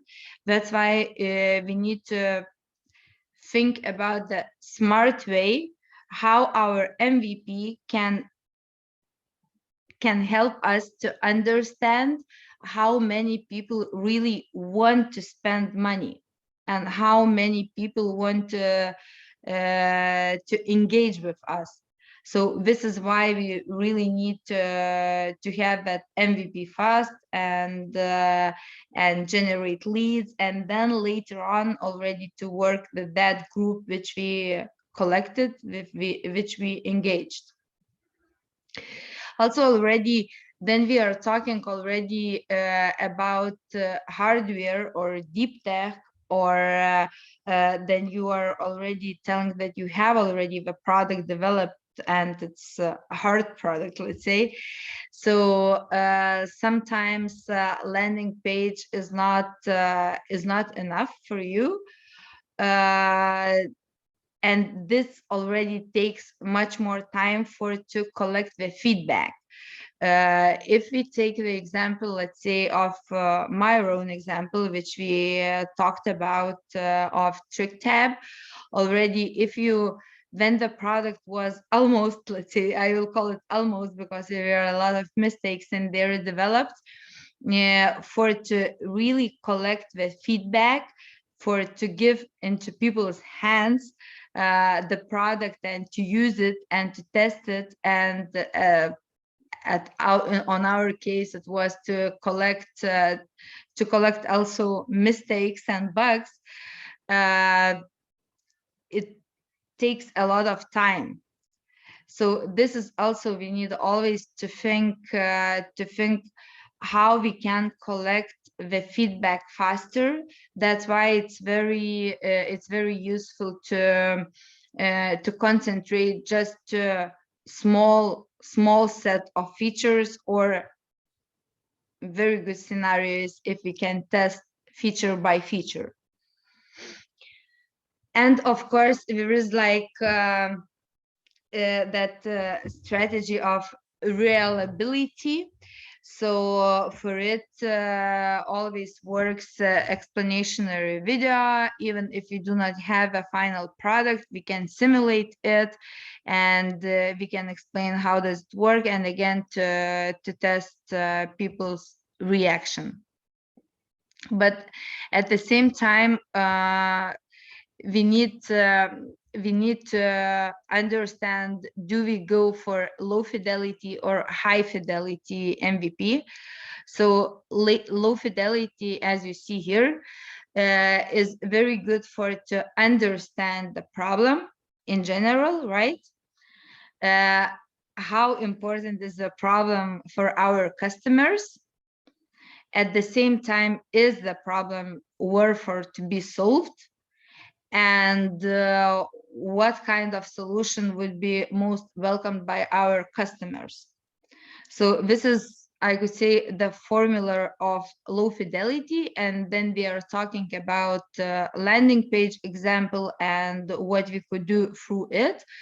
It always works, because we need to define for ourselves very clearly which problem we really want to understand, because sometimes with the wrong definition of that, we choose wrong starting point, and later on we understand that we did it for nothing, let's say, or we do not understand why we created that if we go totally different direction.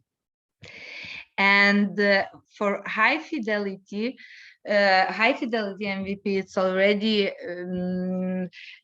usually needed for to define the pricing, also for to give into hands to early adopters who will spread the word about the product, right? For to optimizing marketing strategy, and already for to understand, identify growth techniques, and how to make go it viral. If you take a look to high fidelity and low fidelity, in your cases, we see that we can have something in the middle, right? It's not just one extreme or another extreme. It's something in the middle, because during the same like landing page, we already can test prices. And like buffer example demonstrates us that it was like the very, very first step, the very first landing page. What we did, we just tried to understand the product itself, if a problem it's worth to be solved.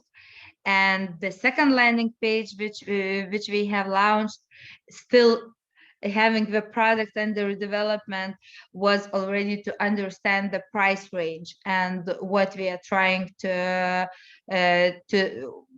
how customers are reacting. And as Ignas, if I remember good, told that we can understand if we are already willing to pay, right? If we are pressing already that we want to pay for it. So this is again in the middle. It's not just low fidelity and it's not just high fidelity, right? It's something in the middle, so you can merge both them, and to how to say, the most important is to define what is the most important at this stage for you, because all of you are under different level. Let's say it's not that everybody totally are from came here from ideation stage. That's not that everybody are developing or software or hardware or service or whatever it would be. So as you are all different, so for every one of you, you need just to make the puzzle for yourself. Which questions are the most important for you to be answered, and which answered questions would be painkillers for you when you have those headaches, as Lucas told while doing all that with his head the whole today's session, right? Okay, so this is maybe the slide which I would like to show before I leave you, that there are totally different types of MVPs which we can use, right? So and this is the segmentation of low fidelity and high fidelity MVPs, which we are usually using. So as you see, there are like named all those: customer interview, user story, digital prototypes, paper prototypes, blogs and forums, explainer video, landing page and A/B testing, audience building, micro survey, ad campaigns, and fake doors. So I wouldn't like to concentrate prototypes, paper prototypes, let's say, which we usually see in different hackathons, when people without any industrial design, I would call this, just doing something and asking, would you use that? But as a customer, I can't try. So then they're talking about our MVP here in Tech Hub. That doesn't mean that we want to demonstrate some kind of very low quality and something what makers do. Anyway, we need to have an approach to qualitative product, but if we see that the development takes a lot of time, or not weeks but months or years, so it's better to start from user stories, all explainers, videos, blogs, and forums. What does it bring it to us? It brings us the community building itself and potential customers. We spread the message. So I am calling it, it's a part of marketing campaign, right? But it's like marketing for pre-product launch. But already we spread the message. We always double check and triple check and quattro check how our audience is reacting. At the same time, sometimes it happens that we define totally different audience for us, and we were wrong while thinking about our target customer. But while talking, while explaining, we always have a chance to polish our message. And as we talked with at the very end with Lucas' example, yeah, so I said that let's try to define like 3, 4, or 5 or 10 different definitions for the same test, and let's see how people react. So it's kind of one more step where MVP, this kind of MVP, can help us for us to define who we really are and how we really present ourselves to our potential customer.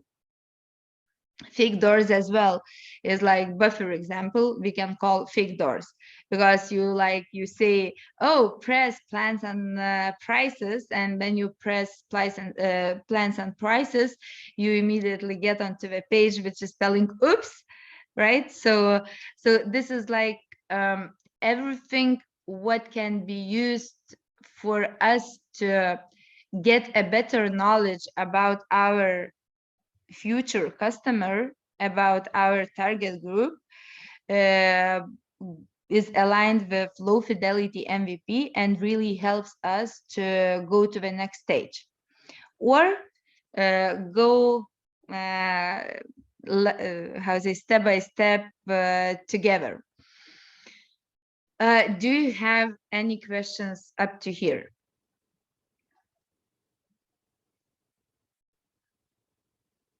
Too tired already, I imagine. It's already almost 3 hours we are sitting. Okay, then they are talking about high fidelity already MVP. So it's already, especially it's more for hardware, deep tech, biotech, life science, and other products which really takes time. But in this also, what I would like to maybe highlight that very good choice is to start crowdfunding. It's or in other words, it would be pre-sales, right? That you inform that after this amount is collected, the first launch of first series is, let's say, in 6 months, and like this you always have a possibility to see how people react and if they engage already with their own money. Definitely during crowd funding stage, you lower the price and you say that just in pre-sales or then you are ordering in advance, you pay this amount, which is 50%, for example, cheaper for backpackers than it will be after the launch. But this is very good self-financing or model for to collect money for the first production. But definitely for to have for to launch the first production, you really need to have your prototype, which already has no questions. Let's say, what do I mean? I mean that you are already sure that the technology behind is going to work, and it's not just the researches, which material to use, how to connect, what modules should be included, and etc., etc. So this is, I would say, already the next stage after you make the whole research through low fidelity or in the middle fidelity MVP.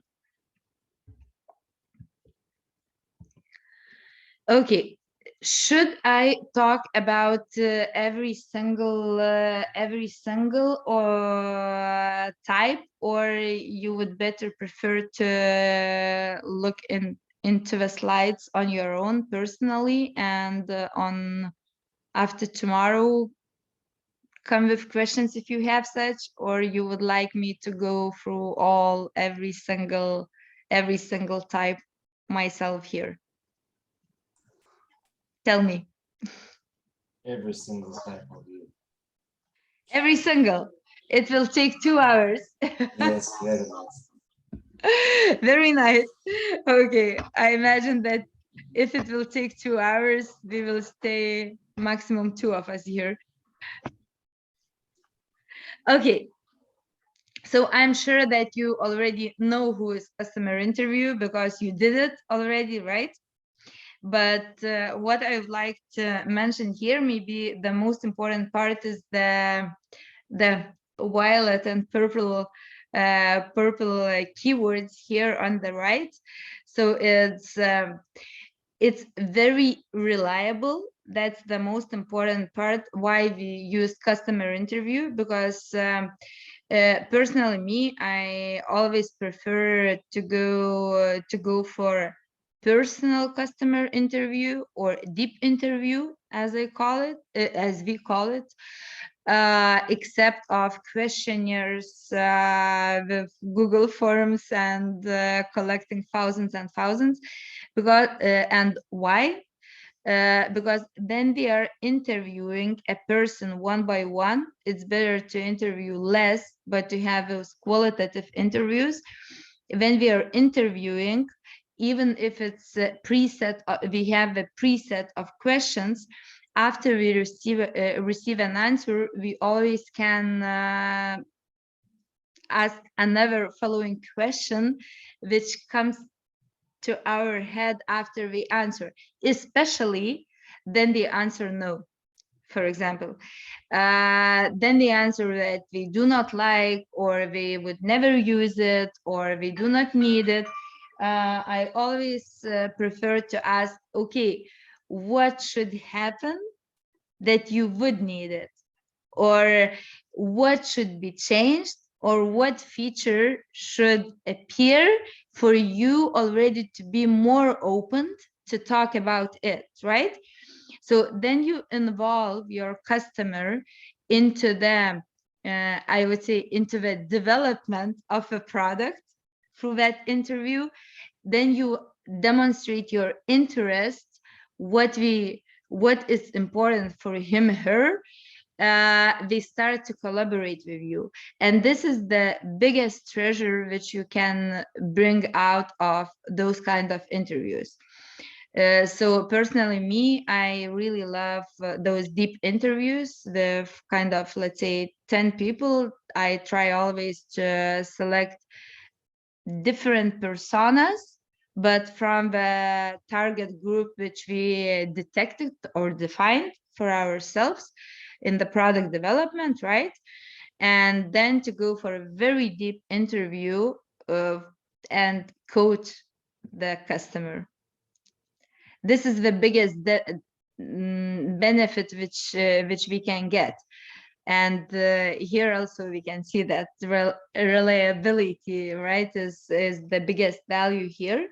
But of course, what I would like to highlight maybe that for good and qualitative customer interview, we also need or some kind of competences or some kind of experience. So I would always recommend, if you hear it's like your intuition, as you asked before, like, do we need to rely on our intuition? So if your intuition says you that it's not that what you got, and you feel that something was not answered, you can always ask a help of someone you know who has an experience in deep interviews, or who has coaching competences and knows how to ask the question correctly to open the person to talk to you and to collaborate with you. So, but I imagine that you already have tried, all of you, during the first week, maybe with Ugnis, right? And you went through customers interview. But also what I could say, that this customer interview process never ends up, because your product never ends up to be developed. And even after the launch, you still go on the develop more features. You again communicate with your customers. So those interviews should be like to brush your teeth every morning and evening. So customer interviews should be periodically also done. It's worth also in the next stage already in your business. It's worth also for to demonstrate the attention to your customer and to communicate with your customer. So then you are interested how are they happy, what they are not happy about, and etc. etc. It also works a lot. Okay, user story. So user story, it's very at the same time, it's very creative and very simplified way to tell and to demonstrate what is coming and what will be in the market. Or sometimes when I listen to pitches, to good pitches, it seems that all those products are already on the table and are already in the market, but apparently appears that no, it's just an idea. So so user story is like you describe a process which has been taken. At the same time, here you need already to demonstrate the value which your customer, which your target group, which your user gets from there, because user story needs to be built on the value, on the value proposition. So if you are still searching, let's say, and if you are still not very sure about the value proposition, so I would I would recommend anyway to start from customer interview, and on top to build the user story. And definitely it needs to be modified after every finding which you get from your researches, from your interviews, from your from the development stage, and etc. etc. So reliability is also in very high level here. And as you saw in customers interview, and as you see here, costs are pretty low, and usually it says in exchange with your hours spent doing that, yours and your team hours. Okay, digital prototypes. So digital prototypes, so it's everything what can be demonstrated with no real hard prototype. For example, then Artamas told that he's thinking maybe to develop that MVP could be an app, right? So it would be fully enough to make mockups and to demonstrate the user experience through mockups. That means that you still are not able to download the app, but you already know the UX. So that means that you already know that if I press that, I see that. If I press that, I see that. So it's not programmed, but the interface and front end is how to say, it's not done, but it's in the form of mock-ups, or yeah, it can be actionable prototypes. It can be also like demonstrated through some videos how it would work. But anyway, you need to have that mock-up, how it will look like. And it's not that you draw with hand and okay, this is my sketch. No, it's not this kind of sketches, as we already talked, that it should be simplified, and we need to look to try to spend as little time as we can, but at the same time it should look as a good quality product. So even function doesn't work, but I should see already what will work, and I should see not the 5H boys drawing, but or girls, sorry, but I need to see already the nice interface for to have a feeling what I will get, right? If you have questions in between, just interrupt me, please, because and don't wait for a moment when I will say, do you have questions? I will not forget what I want to say. Don't worry. So just interrupt me anytime. Okay, so those paper prototypes, as I told us, usually you can see during all those hackathons and etc. Then you are just from cartoon or something, you are trying to build the house and say, this is how our 3D house will look like, right? Or okay, Darius, you have a question, so go up.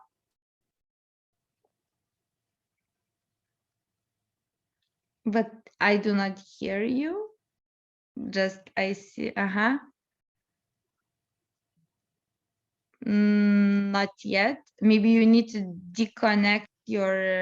How about now? Perfect. Now I hear. Okay. Need to throw away the phones. No, just charge it. No, so I'm hearing it through, and mic is turned on. But okay, no problem. I want to ask about the last slide. I was trying to ask, but the mic was not working. So it's better, it's need to work on a design to sell the view. For example, in my case, do not sell the working solution, but just, sell design, or in other way, I can sell the wireframe. So it will be designed, but without any background working back, just, clicking through slides, which are pretend to be phone. Exactly, which is this is what I was trying to say, that our goal is to engage our potential client, our future client, our target group, right? If we engage them through, because we need to show them as much similar visualization what we will get later, right? And functions we describe. So if we see the reaction into how we demonstrate the whole process, and we lead them through the whole process, but not working prototype, right? And this is how we can engage them to leave their contacts, or to, let's say, to subscribe, or to go for example, pre-sales. Okay, understood. But this is in the case when you are going to your first client or second client or whatever, and when you want to present it. But for example, in my case, I want to present it, but the next step is to go into the market and go to the real clients, which needs at least not a prototype, but at least like MVP or something more, but working product. I'm talking about my case, because mine is like pretty simple. The main thing is pretty simple. So it's the MVP and it's the main product. What you will add on later on, yeah, it's okay. It's like add-ons. But the main goal and the main product, the MVP is almost equal the final product. And at this case, okay, I can present to my client, let's say, wireframe of how it should look. I can show how it should work already in semi-manual thing, but if I want to go to the market to test how the clients are using it, then I have to come with a already working product to get feedback from the like last mile customers. Yeah, so I would like to put on the table once more maybe the main message that we are using all those strategies of MVPs individually for every startup. We choose which is the best to save times, to save months until the product is under development, right? So what do I mean? That if you already at the end of this week, as you are telling, already have a possibility to present the end up with like to personalize videos, right, on the bags or on boxes. So that doesn't mean that you need to go one step back and then yeah, of course. Yeah. So still, in like, your at case, the moment, I do not have working product. Okay, so in your case, you can, if you still do not have, what you can definitely, you need to sell emotions, which your customer will get, or benefits which your customers will get, right? And at the same time, you can have all this, the lead generation option. And just if you want to be participate in the scheme or in the network of individualized packaging, so leave your contacts or register your company here or whatever. So you can start that B2B marketing, you can start presentations. And as you know that with companies, it's not like, okay, if you know Ruta, it's okay, but then you go through the normal already process, then you use already everybody you know, and then you start to work with, to conquer those who you do not know, right? So in this case already, it takes some time until the closure of a deal. So that means presentation and entering into emotions and for engagement and for to start negotiations is fully enough mock-ups and demonstrate, and one demonstration which you already have in your hands. Okay, thanks. Is it clear now, or still? Yeah, all good. Really, thanks. Perfect. Okay, so about paper prototype, we talked already that it's really, usually it's very low quality, and usually it's I would say, for us ourselves, for like modeling, for to understand what we are building, right? But it's definitely not for to showing our clients, and definitely not for any opening or closing the deal. So it's better than to prepare a digital prototype, which you can already show differently, different quality, not that paper house. Okay, blogs and forums.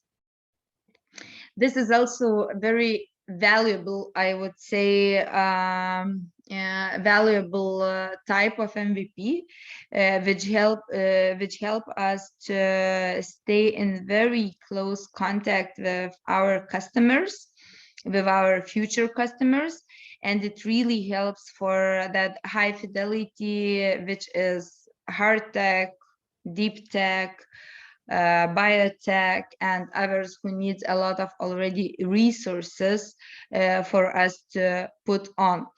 So blogs and forums really helps us while communicating with our potential groups to define, to make some more insights, findings, which we immediately can implement.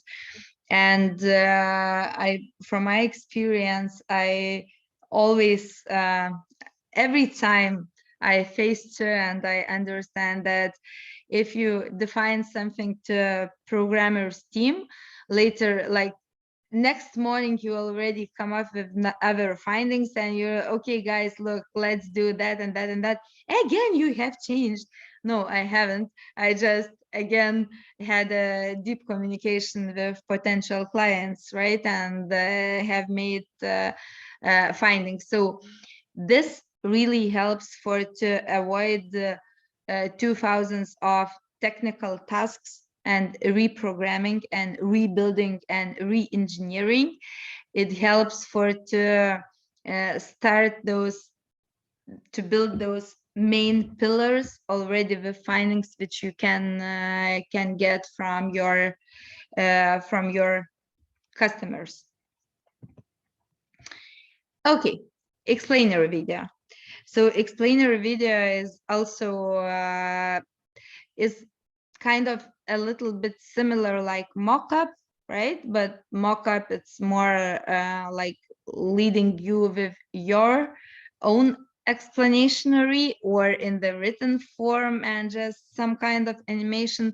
Explanatory video in this case already gives you an idea and takes you into the emotion, what you will get. So how I'm telling, it's like bringing you as user through the whole user's experience process. So explainer videos really helps until you do not have a product, but you want to test people's reaction. So in this case, you just produce very qualitative short video which explains what you will get, how you will use it, what you will need to do, and etc., etc. And like this, you again go to the same process to look if you can generate leads or not. Do people engage or not? So you can have also, it's much cheaper. It costs if you do not have those competencies and equipment, let's say, in your team, but it's cheaper than to rebuild the product itself, right? So through explanatory video, if you see that nobody's engaging, okay, maybe we need to fix that feature or this idea or that benefit. You do the second version of video, then you test how people react, and then you test again how people react. So this really helps a lot to save time as well while doing engineering or programming works. Okay, landing page. So about the landing page, I think they talked really a lot, and after tomorrow we will work on our landing pages as well. So I would not like to to spend too much of time on that. But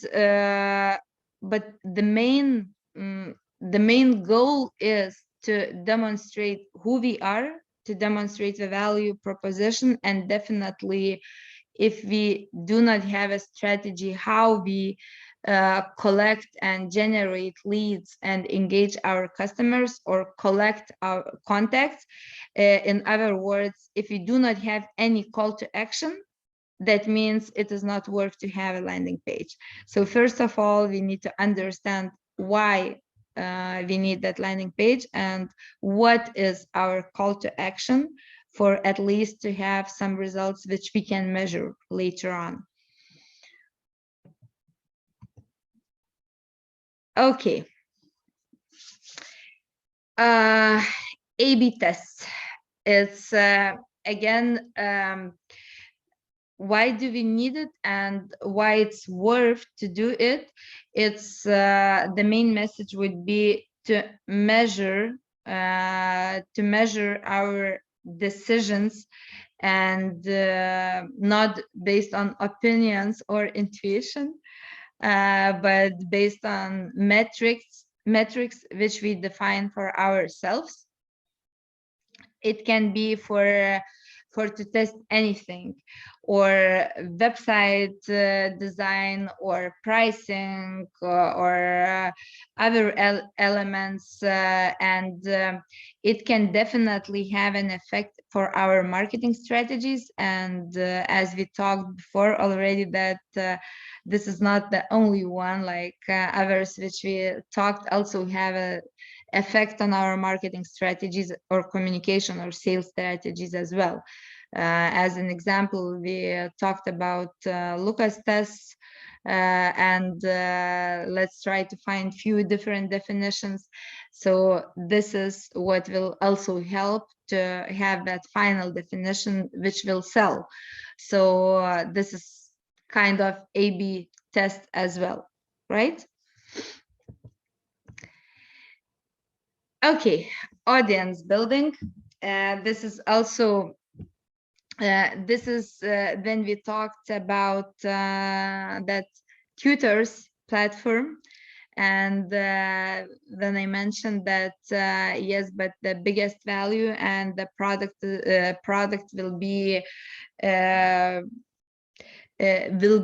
really worth to be used to just when we have enough of tutors inside, or I mentioned as a community, right? So in nowadays, more and more and marketing strategies and sales are based on communities. So sometimes I'm joking that community is the best business. So in this case, it's very good to use to bring community together, even to make to create that viral among them, and this will be the biggest value later on when you have a product and you have the audience already built. So you can send them for testing, you can make different competitions, and etc. etc. In other words, you can use it for marketing strategies as well. But at the same time, bigger audience you have, more feedback you can collect. At the same time, more features can be advised by your community, or more solutions which could fit to the product development could be advised by your community because they are already analyzing it. And micro surveys. So micro surveys are very, very small questions for just to understand, is it okay or not? For example, it would be, does red color inspire you on our landing page, or whatever there is. So it's like, then we are preparing long questionnaires. Sometimes people avoid to answer because it takes too long time, or sometimes then you see 40 questions despite it takes just 5 minutes to answer, you try to avoid it. So if I really have a concrete question, I do not care how old are you, from which city you are, and whatever. It can be just pop up, or at the end, then you go on the landing page or whatever, like before I go out, just get a question, yes or no. Just red or green, high or low, and whatever it would be. So it is called microsurveys, which can help you to answer immediately and to collect the immediate bunch of answers for your headache, which you have now in your development team, let's say. I'm always looking to Ignas, and he's always like this. I mean, am I saying something wrong? Why he is so angry looking into slides, or me? I don't know. Okay, but now you're face smiling. looks angry. But the hair is so good. Do like this. Okay. Well, ad campaigns. So ad campaigns is like all Google AdWords and ad campaigns, which you can use for to test how people react to your keywords, to your to text, to meta text, and etc. And how many comes to read more, to learn more, and to understand more.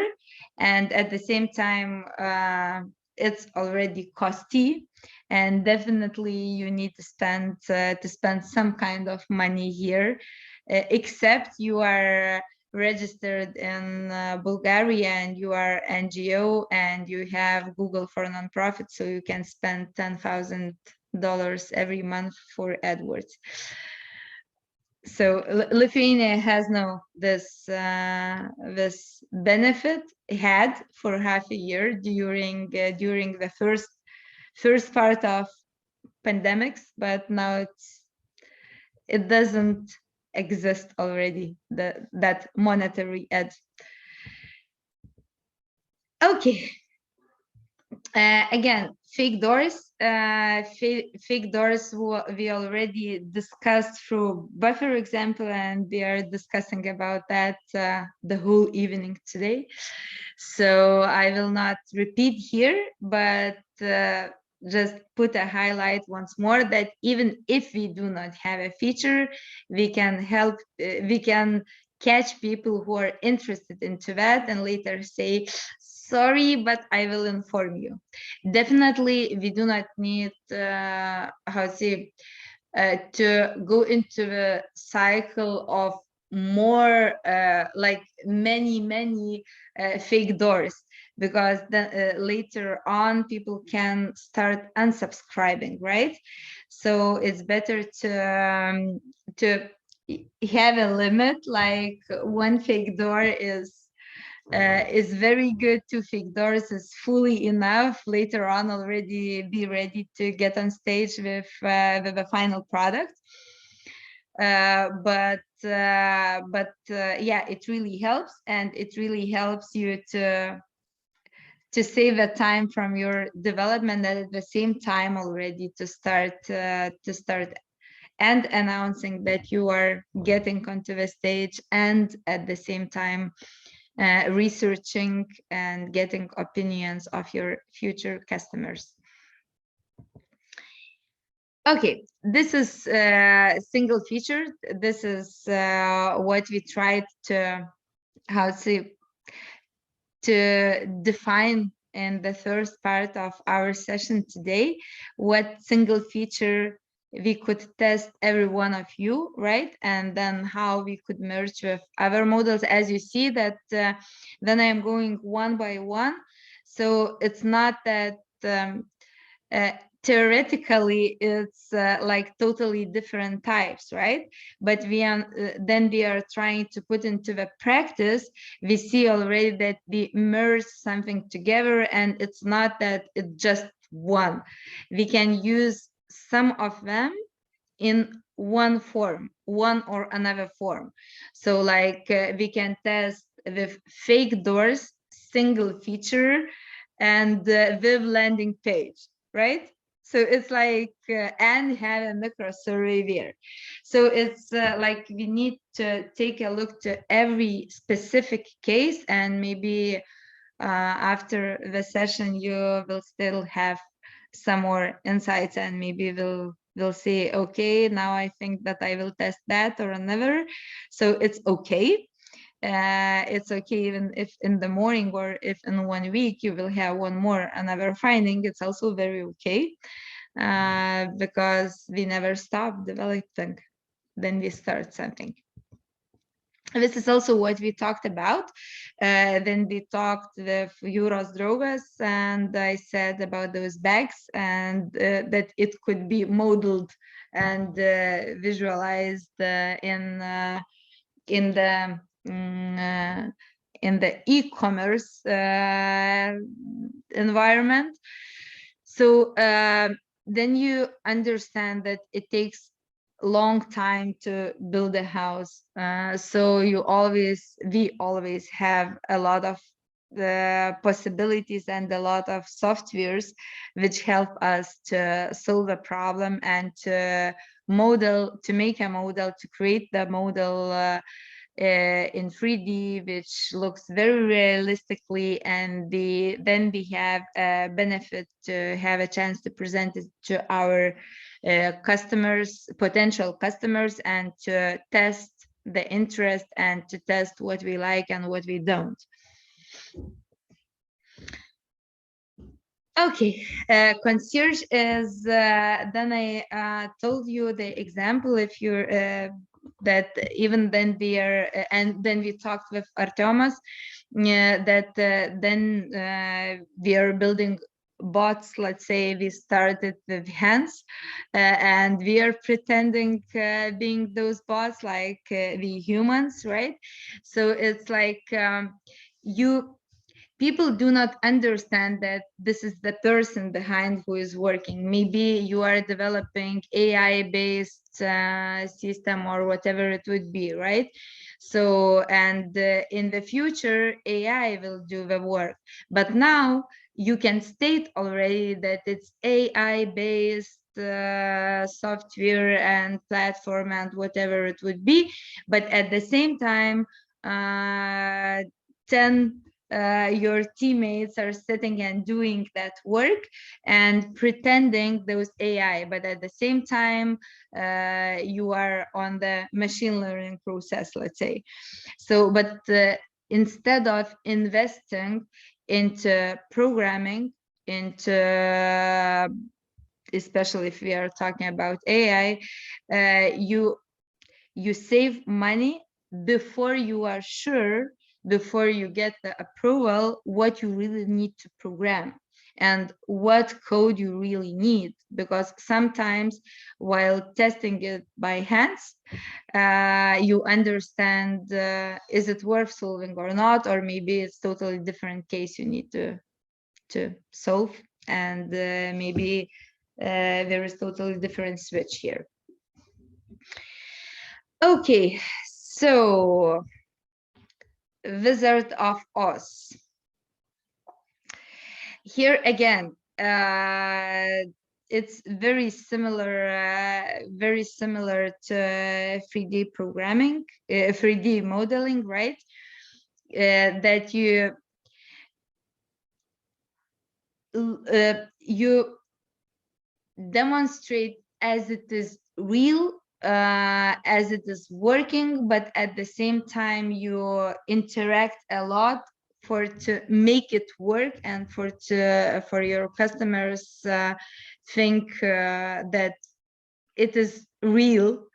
So it's really very efficient if you want to check the service or desirable product before you build it and spend money, but definitely it's costly, and it's costly in the frame of timing, because it really takes time. Okay, piecemeal, and it is something in between Wizard of Oz and Concierge MVP. This is how you help people to go through the whole process, and it could be testing of user experience. Let's say you can take every existing technology in the market which fits you, and instead of developing your own module, you just connect into your puzzle, test it, but from everything what exists already in the market. For example, you do not develop your own calendar, you take Google Calendar or whatever ever, right?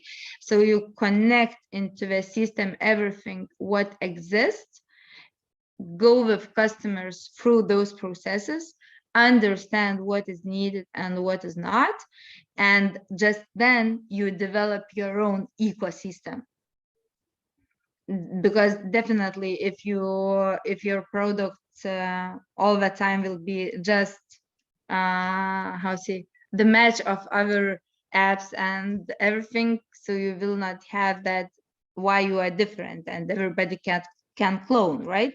So definitely you will create your own ecosystem, but the first step is you take everything what can help you and exists already in the market. Do not create different calendar, do not create new reservation system, but for example, take the plugin of Amelia, which works perfectly, put into your WordPress and lead people through there, and then you understand why we are complaining and what is not good. You use the time to develop your own.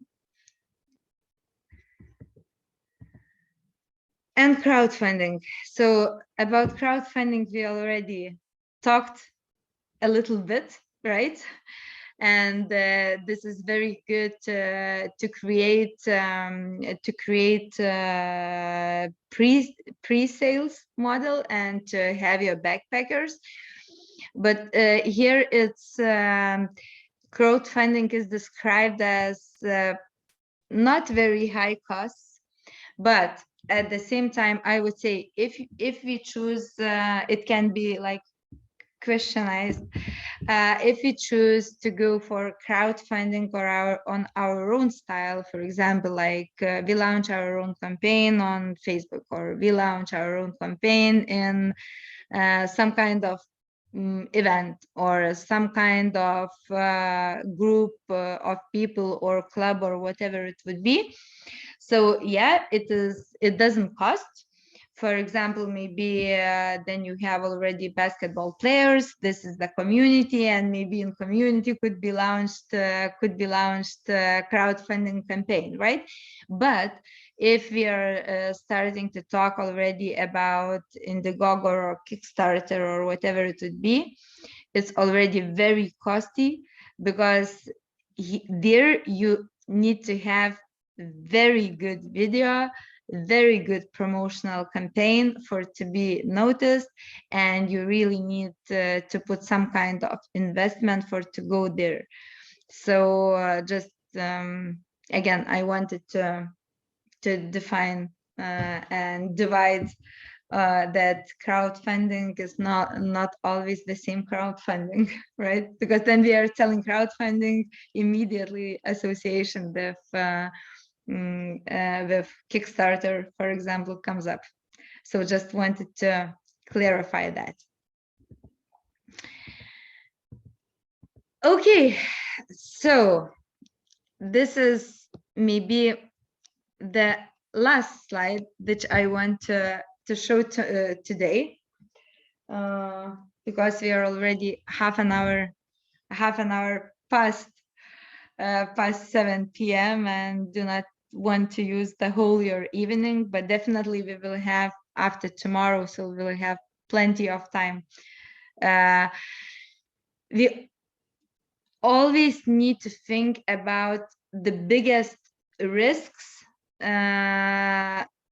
what we are, let's say, the biggest risks which we need to check, what we can lose or what we can gain.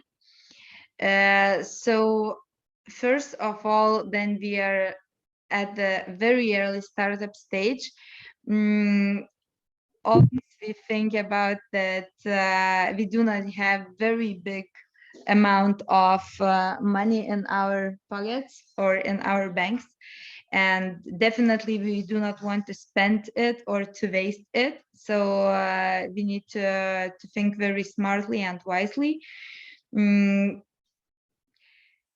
That's why we put in a row, like what is the risk in this case, what we will lose if we choose this kind of minimal viable product. For example, if we choose landing page, so what we will lose versus A/B testing, for example, right? Then we need always to think, to evaluate time for to have that weeks criteria, not months criteria, costs, and of course we have our sense, right? And the sense which brings into the engagement of our potential customers and leads generation. That's why when I started to describe one by one all types of MVPs, I said that in theory we have totally pure one by one, right? But when we are starting to bring it into the practice, sometimes we have a mix or a composition of different types brought into one. So this is maybe the most important criteria which we need to think about when we choose which type of MVP we want already to bring into the market, or which one we want to show to customers for to start talking about our product already, and at the same time for to gain time for us for the development. Do you have questions?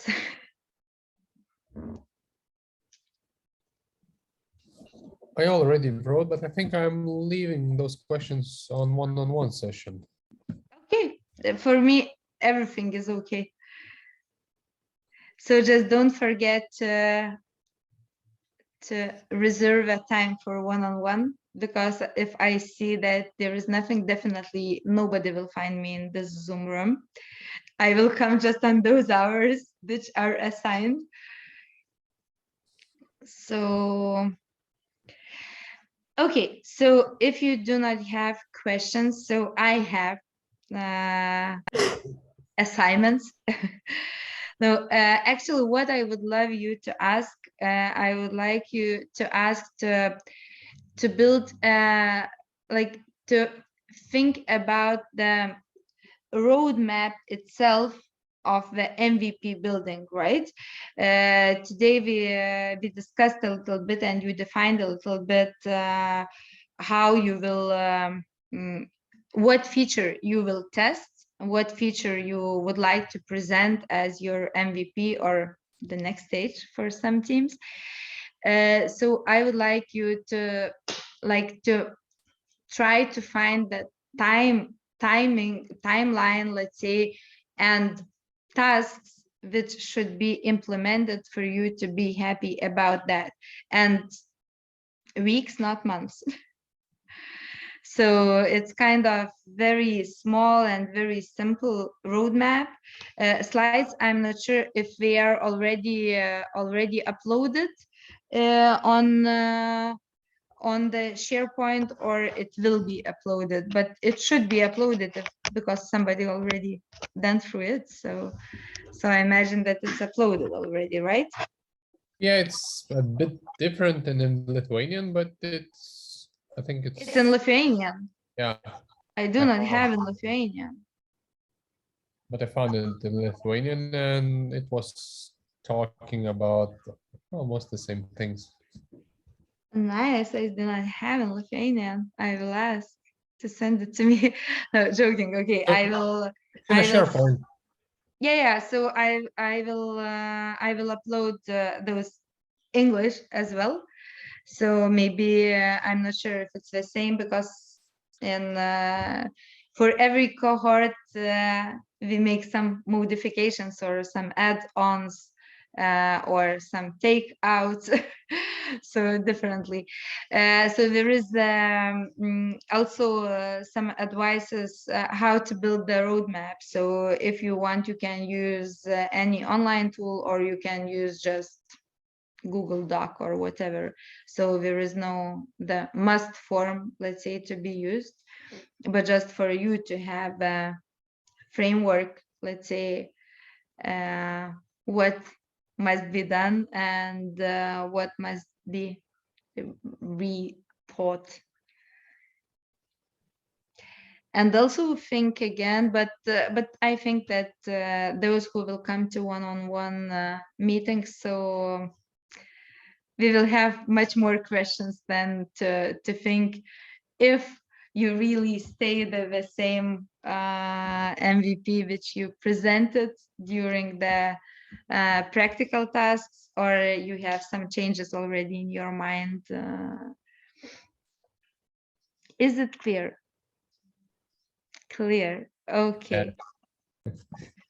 So do you have more questions for me? No. Okay. Can I go to make a coffee for me now?